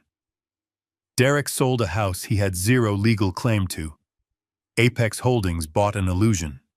And because the dummy bank account Derek used to receive that $600,000 is tied to the restricted blind trust security system, that money is now completely frozen by automatic federal banking protocols. Chad cannot get the money back. Derek cannot access the money to run away.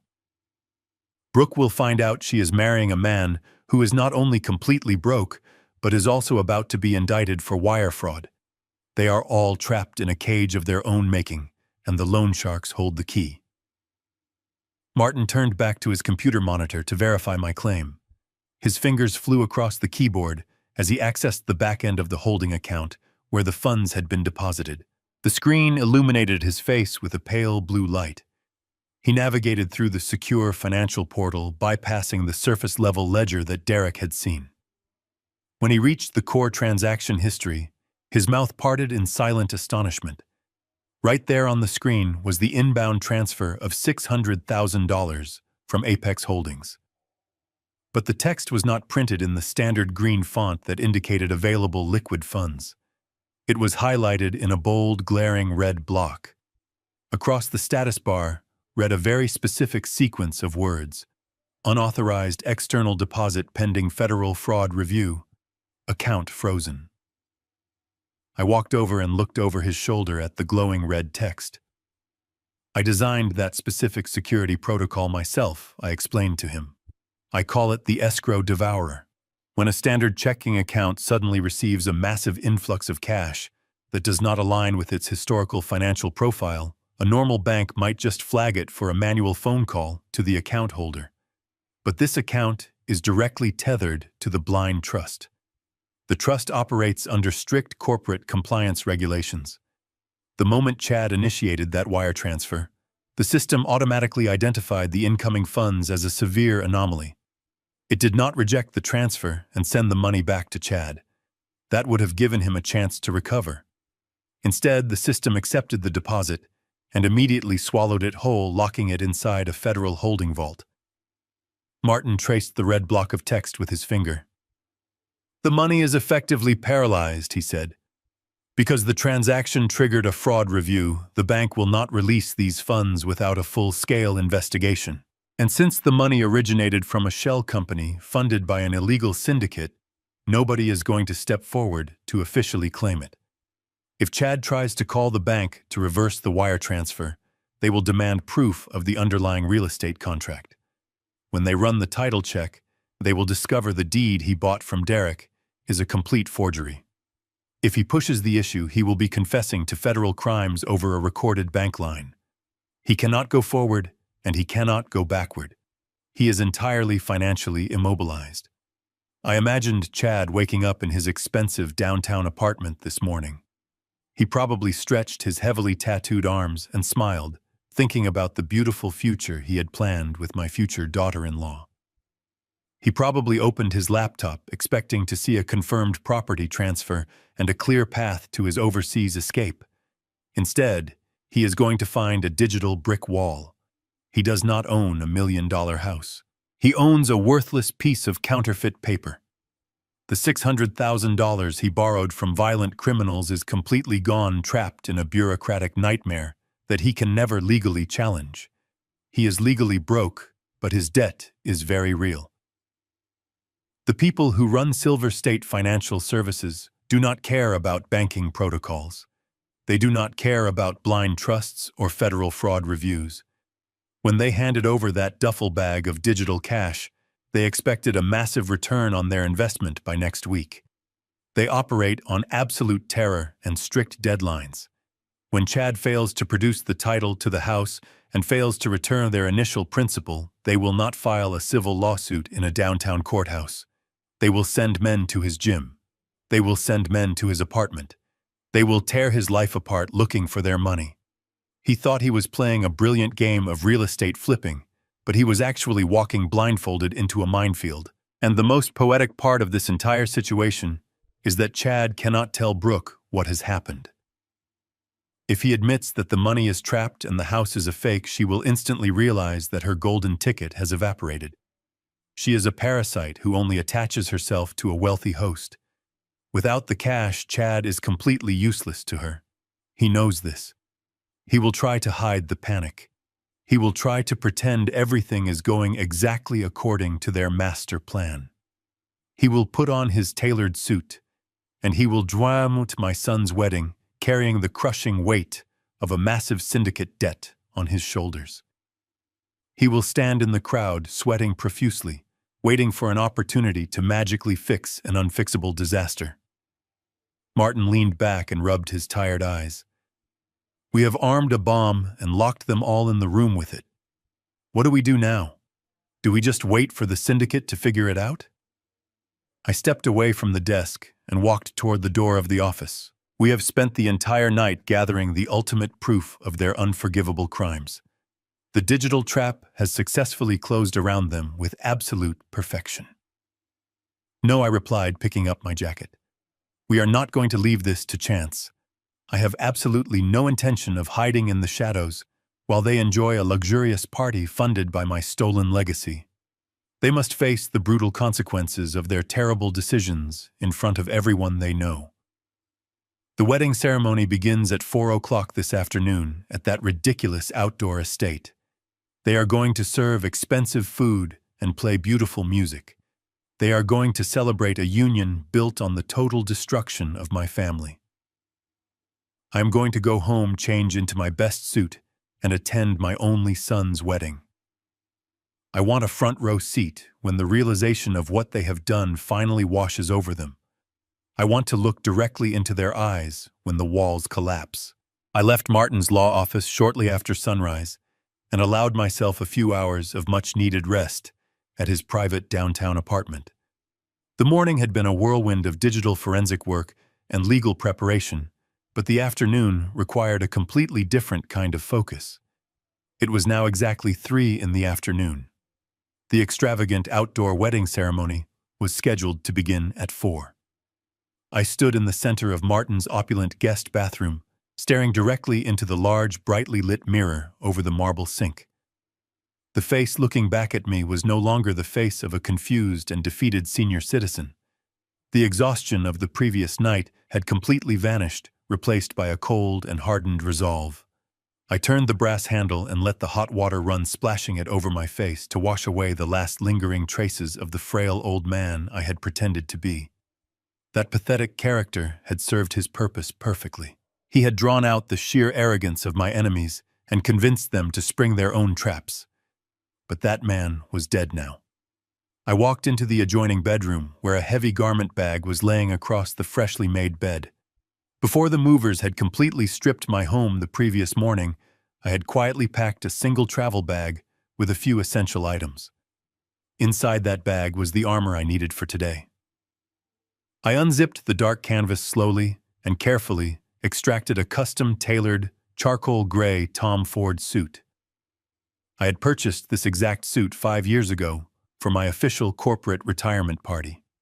It was the suit I wore when the board of directors stood and applauded my 3 decades of ruthlessly dismantling financial criminals. The fabric was immaculate, and the cut was dangerously sharp. I slipped into the crisp white dress shirt, buttoning it with steady and deliberate fingers. I fastened the platinum cufflinks Diana had given me on our 20th wedding anniversary. They felt heavy and cold against my wrists, serving as a physical reminder of exactly why I was doing this. I pulled the tailored trousers on and slid my arms into the heavy silk-lined jacket. The fit was absolutely perfect. It instantly changed the entire geometry of my posture. I stepped back and looked at my full reflection in the tall standing mirror near the window. The transformation was absolute and undeniable. I was not a sad, broken father mourning the loss of a son. I was not a helpless victim crying over a stolen inheritance. I was the executioner. I was the living embodiment of the consequences they thought they had so cleverly avoided. I adjusted my silk tie, making sure the knot was perfectly symmetrical. I checked my inner breast pocket to ensure I had my phone, which contained the high-definition video and the isolated audio files. I also reached into my wallet and pulled out the crisp $100 bill that Brooke had shoved into my chest the night before. I folded it neatly and placed it into the front pocket of my trousers. I wanted it close at hand for the grand finale. I picked up my dark sunglasses and my heavy silver watch, securing it tightly around my left wrist. I took one final deep breath, filling my lungs with the cool, air-conditioned breeze of the room. I was entirely ready for war. I walked out of the apartment building and stepped into the bright afternoon sun. A massive black luxury sport utility vehicle was idling quietly at the curb. Martin was sitting in the driver's seat, wearing a sharp navy suit of his own. He looked like a federal agent preparing for a massive dawn raid. I opened the heavy passenger door and climbed inside the spacious leather cabin. The doors locked with a solid and reassuring click. Martin put the vehicle into drive, and we pulled smoothly away from the curb, merging into the steady flow of weekend traffic. We did not speak. There was absolutely no need for words anymore. The plan was set in stone, and the evidence was entirely bulletproof. We drove out of the dense city center and headed toward the rolling hills of the western suburbs, where the $200,000 estate was located. I watched the expensive neighborhoods roll past my tinted window. Derek and Brooke were probably taking their pre-wedding photographs right now. They were smiling for the cameras, wearing their expensive clothes, completely unaware that the financial ground beneath their feet had already opened up to swallow them whole. They thought today was the beautiful beginning of their wealthy new lives. I closed my eyes and leaned back against the headrest, listening to the quiet hum of the powerful engine. It was not a beginning. It was the absolute end. I thought about the vows they were preparing to recite to one another. They were going to stand in front of a priest and promise to love and cherish each other forever. But their entire relationship was a carefully constructed lie built on a foundation of stolen money and profound betrayal. Chad would be standing somewhere in the crowd, trying to maintain his composure while his phone vibrated with threatening messages from a violent syndicate. Brooke would be holding my son's hands, smiling brightly for the photographer, while secretly counting down the hours until she could abandon him entirely. And Derek would be standing there completely oblivious, believing he had successfully outsmarted his father and secured his golden future. He traded his own flesh and blood for an illusion of wealth and status. I slowly opened my eyes and looked out at the passing trees. The sun was shining brightly, casting long, dramatic shadows across the winding asphalt road. We were rapidly getting closer to the venue now. I reached down and smoothed out the crisp fabric of my charcoal trousers. The final trap was now perfectly set. The heavy black sports utility vehicle crunched softly against the pristine white gravel of the venue parking area. Martin guided the car into a space near the main entrance, purposely blocking a caterer's van to ensure an immediate exit path. I looked through the tinted glass at the sprawling estate. There were massive floral archways composed of thousands of imported white roses spanning across the perfectly manicured green lawns. A gigantic, pristine white tent was erected in the distance for the reception, with crystal chandeliers hanging from the canvas ceiling. 300 guests were seated in perfect rows of velvet chairs, facing a raised wooden platform overlooking a serene private lake. It was a breathtaking display of absolute financial excess, and every single petal had been financed by the complete destruction of my family. I placed my hand on the door handle. Martin looked at me. "Give them hell, Victor," he said quietly. I pushed the heavy door open and stepped out into the warm afternoon. I walked slowly toward the back of the seating area, keeping my footsteps measured. The ceremony was already in its final stages. A soft, elegant melody was being played by a live string quartet seated to the left of the altar. The guests were entirely captivated, staring forward at the beautiful couple. I stopped at the very end of the long white runner that served as the center aisle. From this vantage point, I had a perfect view of the entire fraudulent spectacle. There was my son Derek standing tall in his expensive tuxedo. He held Brooke's hands tenderly, entirely convinced that he was the king of his newly stolen world. Brooke stood opposite him, looking radiant in a custom designer gown. Her smile was incredibly bright, but I knew it was hollow. I scanned the crowd and easily spotted Chad sitting in the third row. He was constantly shifting in his seat, occasionally glancing down at a cell phone hidden in his palm. The loan sharks were likely already trying to reach him. The priest spoke about trust and honesty. The sheer hypocrisy made my chest tight. I could not let him finish that sentence. I took a step forward onto the pristine white fabric of the aisle. Near the back row, there was a small technical table where a young sound engineer was monitoring the audio feed for the priest's microphone and the string quartet. I walked directly over to the table. The young man looked up, completely confused by my sudden appearance. Before he could ask if I needed a seat, he reached down and firmly pulled the main power cable connecting the mixing board to the massive venue speakers. A loud popping sound echoed across the entire estate, followed instantly by absolute dead silence. The string quartet stopped playing in sheer shock. The priest's voice was completely cut off, leaving him mouthing words into a dead microphone. 300 heads turned simultaneously to look toward the back of the lawn. A collective gasp rippled through the crowd of wealthy guests. I stepped back into the exact center of the white runner. I stood perfectly straight, my tailored charcoal suit cutting a sharp contrast. I began to walk down the aisle, keeping my eyes locked dead ahead on the altar. At the front of the platform, Derek peered past the rows of guests, trying to see what had caused the disruption. When his eyes finally found me, his entire physical demeanor collapsed.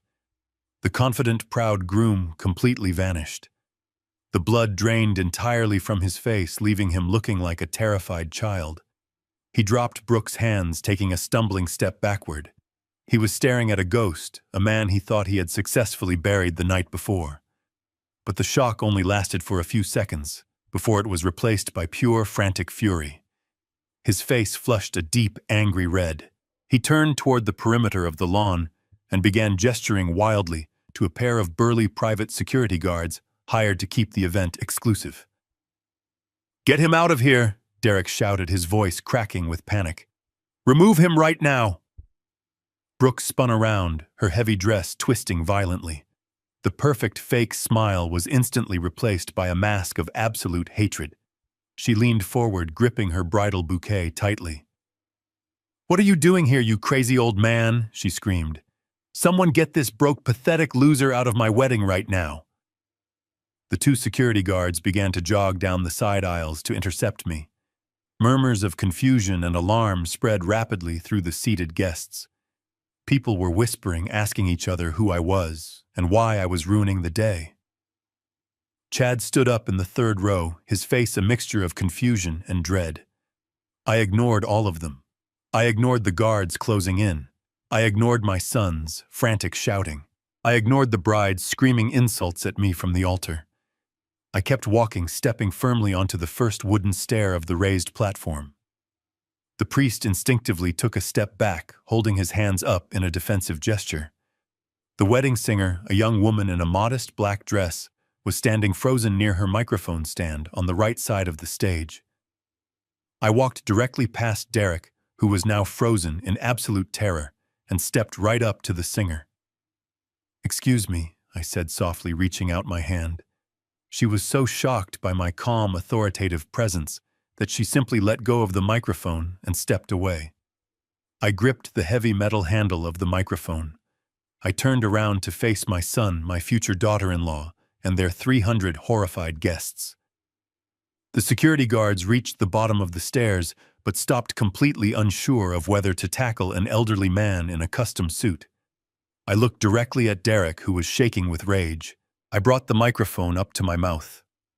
I did not shout. I did not raise my voice in anger.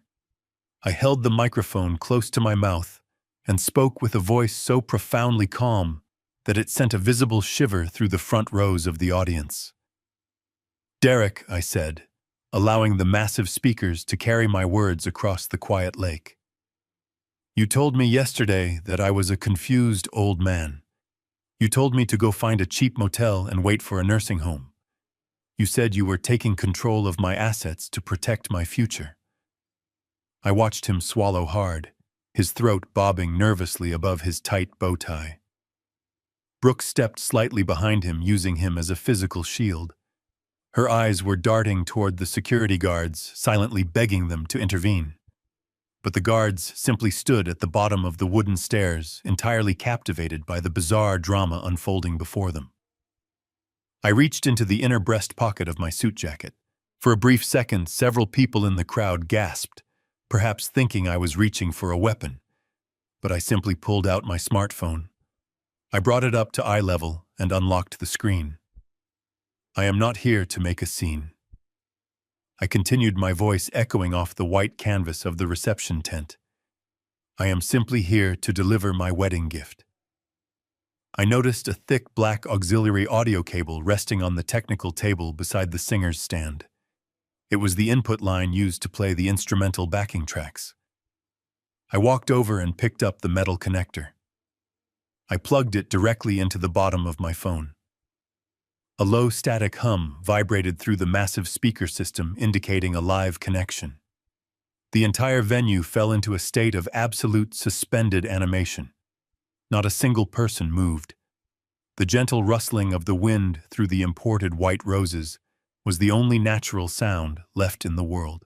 I opened my encrypted file manager and selected the audio track I had downloaded in Martin's office just hours ago.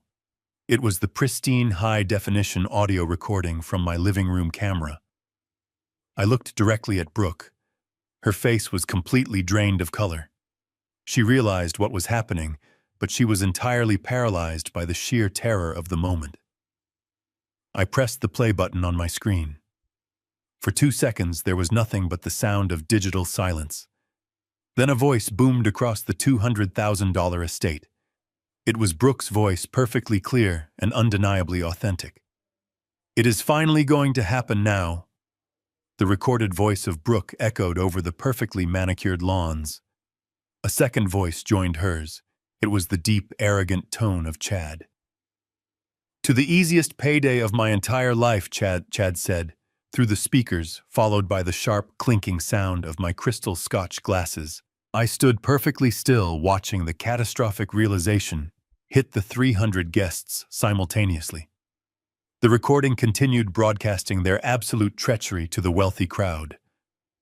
"I cannot believe Derek actually bought the whole story," the recorded.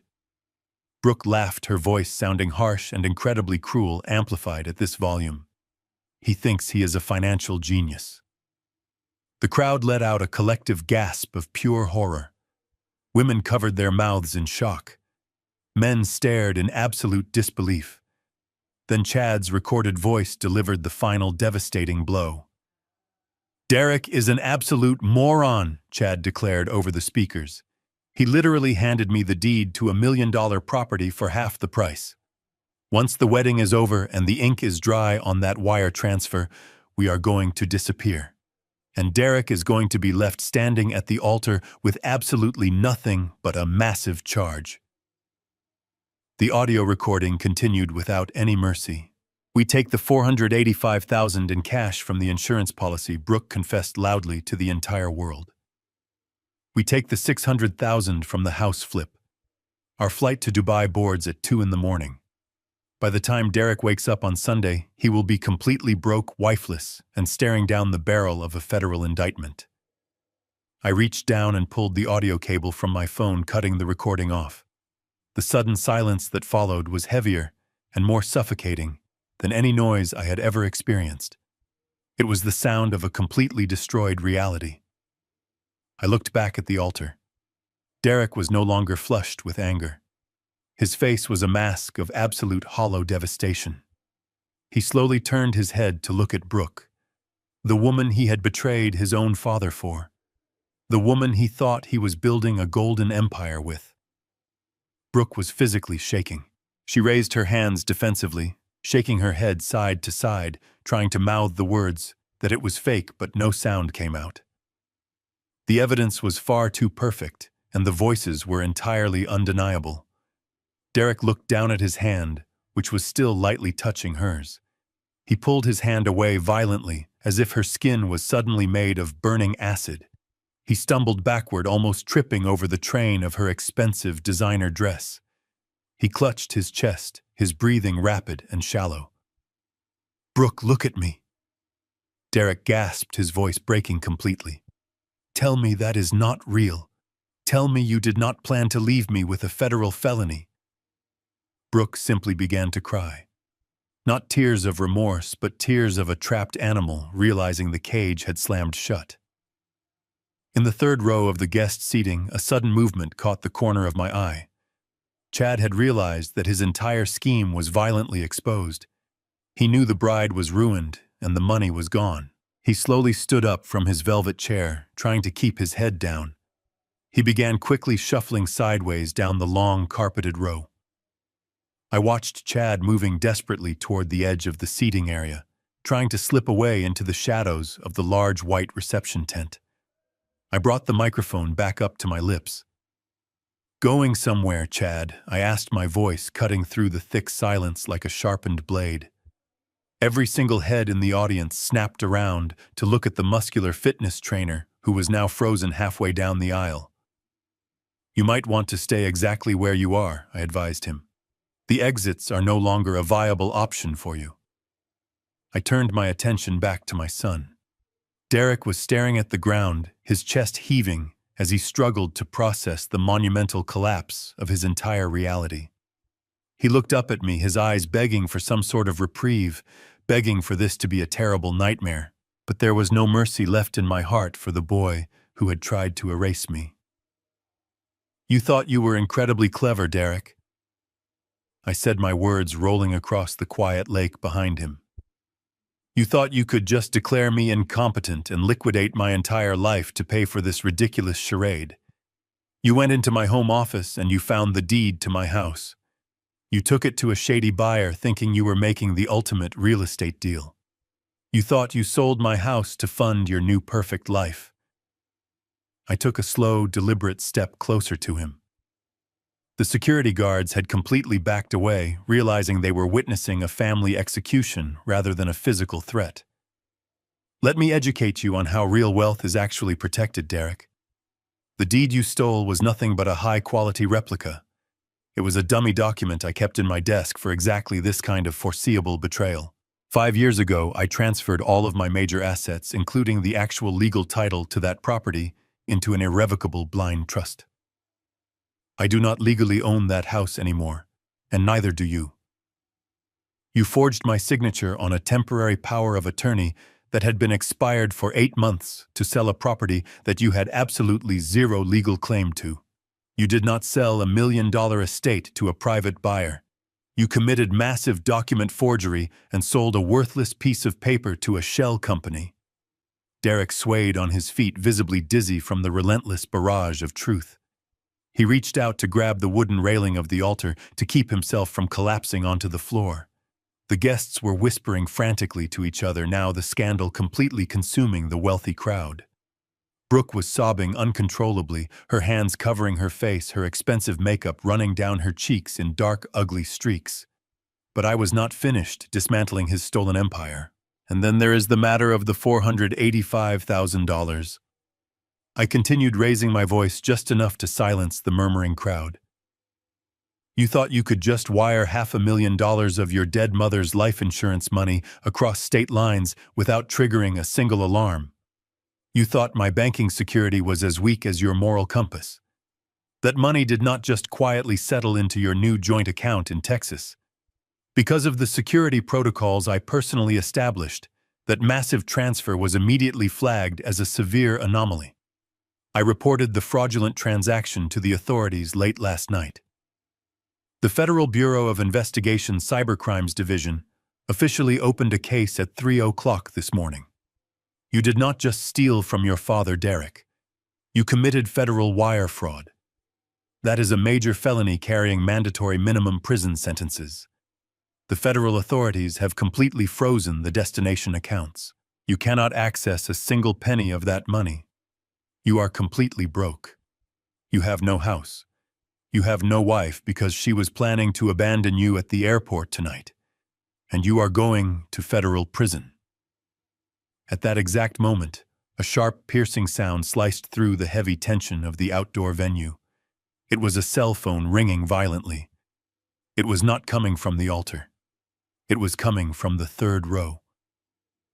Chad desperately grabbed at his jacket pocket, his hands shaking uncontrollably as he pulled out his vibrating phone. The screen was glowing brightly in the dimming afternoon light. He stared at the caller identification, and his face drained of whatever color it had left. The phone continued to ring, echoing loudly across the silent estate. "Go ahead and answer it, Chad," I suggested, pointing directly at him. "Tell the people from Silver State Financial Services why their $600,000 is currently trapped in a frozen federal holding account.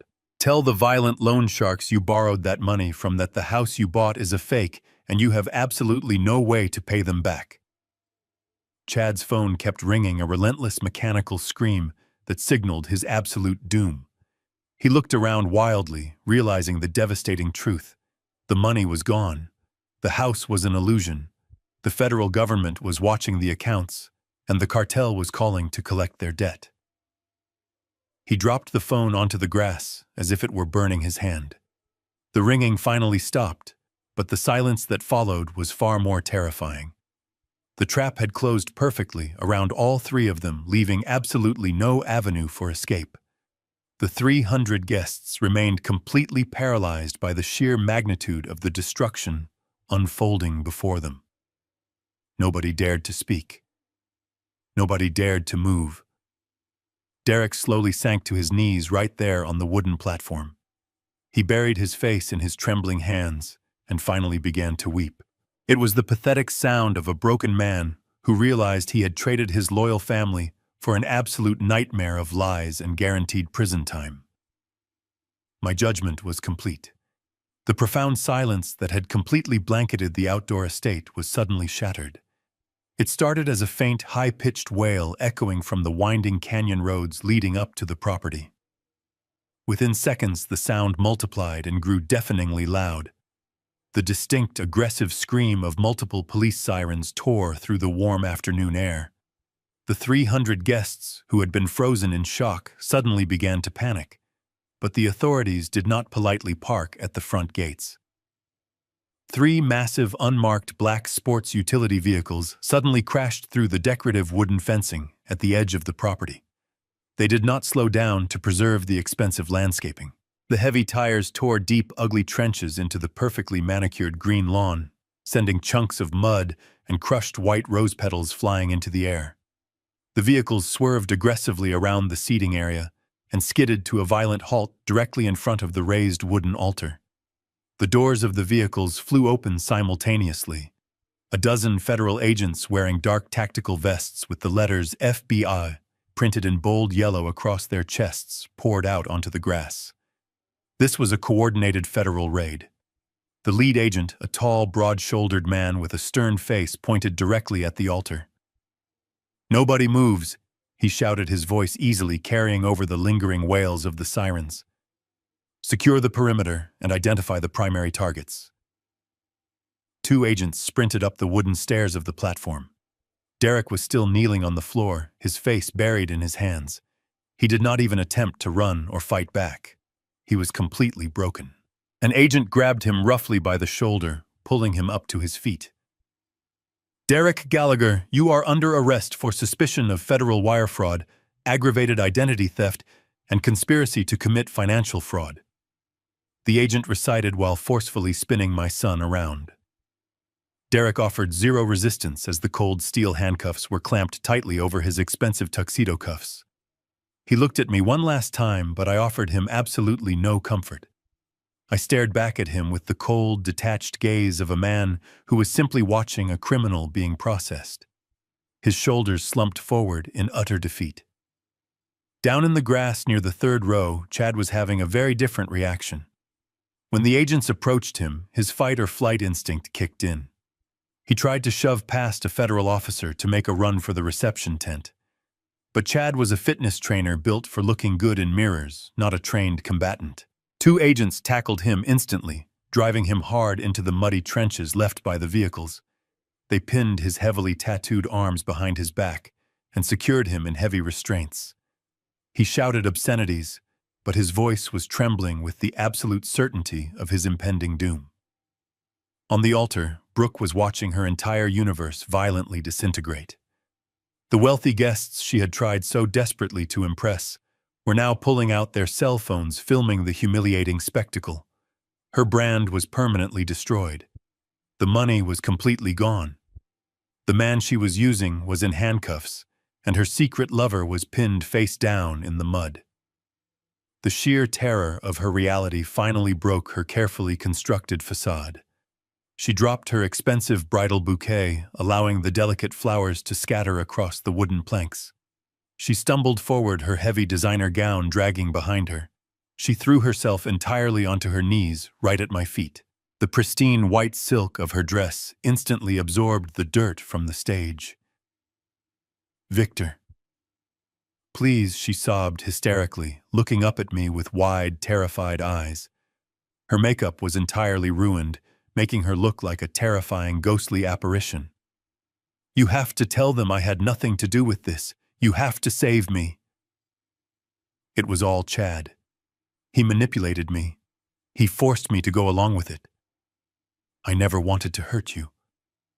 I love Derek. Please, Victor, you cannot let them take me to prison. I cannot survive in a place like that. She reached out with her trembling hands, grabbing the bottom of my tailored suit trousers, her fingers clutching the expensive fabric like a drowning woman clinging to a life raft. She was willing to throw everyone under the bus just to save her own skin. She cried harder, begging for any tiny shred of mercy. She promised to testify against the men she claimed to love if I would just speak to the federal agents on her behalf. I looked down at the woman kneeling in the dirt at my feet. I did not feel a single shred of sympathy. I simply felt an overwhelming sense of disgust. I reached down and firmly pried her fingers off my trousers, stepping back to create a physical distance between us. I did not raise my voice, but I made sure she could hear every single syllable clearly. "You made your choices, Brooke," I said, my tone completely devoid of any emotion. "You orchestrated the theft of a dead woman's legacy. You mocked my supposed illness. You sat in my living room and laughed while you planned the total destruction of my family." I reached into the front pocket of my trousers. My fingers brushed against the folded piece of paper I had kept exactly for this moment. I pulled it out and slowly unfolded it, smoothing the creases. It was the crisp, new $100 bill she had shoved into my chest the night before. I held it between my index and middle fingers, just like she had done. I looked into her sobbing, desperate eyes. I let the bill slip from my fingers. It fluttered gracefully through the air, catching a brief breeze before landing softly directly in her lap. "You should take a taxi, Brooke," I said, my voice cold and absolute. Your perfect aesthetic is completely ruined. 6 months have passed since that spectacular afternoon. The crisp autumn air has now settled over Austin, bringing a quiet peace that I have not felt in a very long time. I am sitting on the front porch of my home. The same home that was stripped bare by careless movers is now completely restored.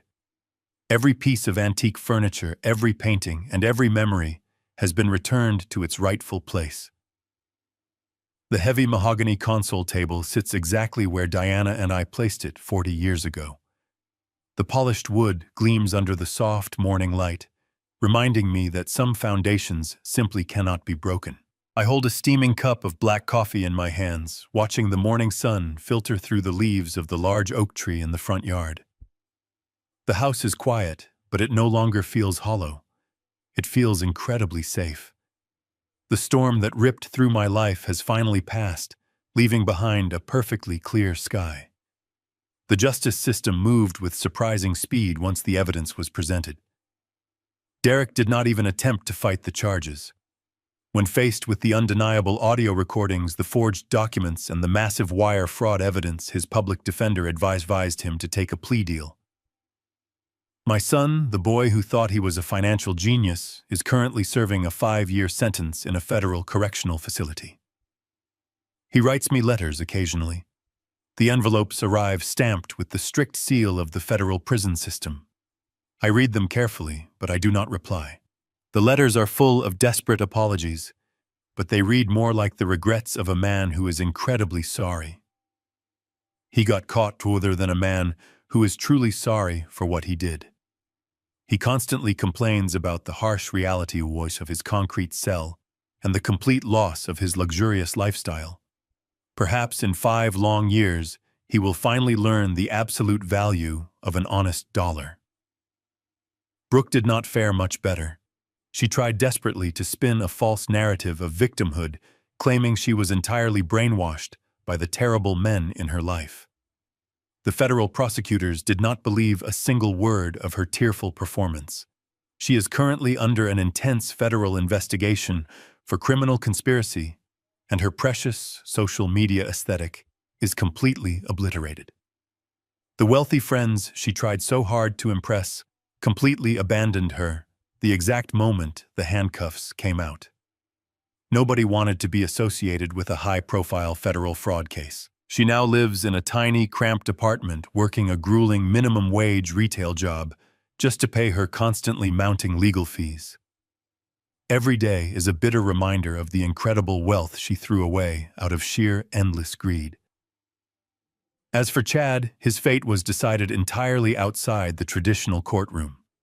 When the federal government seized the fraudulent holding account, the $600,000 he borrowed from Silver State Financial Services was permanently confiscated as illegal proceeds of a severe financial crime.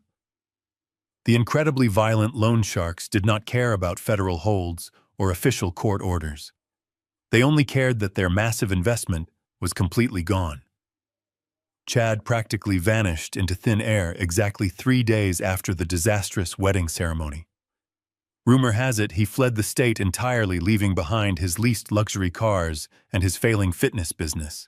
He is spending the entire rest of his miserable life constantly looking over his shoulder, jumping at every single shadow, knowing the cartel will never stop hunting him down. He traded a secure, comfortable life for a quick payout and successfully bought himself a permanent waking nightmare. A sleek black car pulls into my driveway, interrupting my quiet reflections. Martin steps out carrying a thick leather briefcase. He walks up the familiar stone steps and hands me a pristine stack of formal legal documents. "Good morning, Victor," he says with a very warm, genuine smile. "Today is the day, my friend." I set my warm coffee down on the table and take the heavy silver pen he offers me. The crisp white papers in front of me represent the absolute culmination of my sacred promise to Diana. The federal court not only fully restored the stolen $485,000 to my primary account, but they also released the seized $600,000 cartel funds as direct restitution for the severe emotional and financial damages inflicted upon my estate. With a few precise, deliberate strokes of the pen, I sign the final establishing charters. The massive sum of money is officially transferred. The defunct community center on the east side of town has been completely purchased and fully renovated to the highest possible standards. Next week, we will cut the bright red ribbon and officially open the doors to the Diana Gallagher Youth Shelter. It will serve as a safe haven for innocent children who have nowhere else to go. Children who desperately deserve a chance to build a real family. It is a legacy of absolute kindness, beautifully built from the terrible ashes of profound human greed. I hand the signed legal documents back to Martin. He respectfully nods his head in deep admiration and quietly returns to his idling car, leaving me completely alone with my final thoughts. I look out over the beautiful garden Diana planted so many years ago. The bright flowers are blooming against the crisp autumn chill. I think about the chaotic journey of the last 6 months. I think about the absolute betrayal, the silent, meticulous investigation, and the devastating execution of justice. I did not ask for this war, but when it arrived at my doorstep, I fought it with every ounce of my experience. They thought my silence was weakness. They forgot that a silent calculator is just adding up the cost of your ruin. Family isn't blood. It's respect. And at 71, my life isn't over. It's just been properly audited.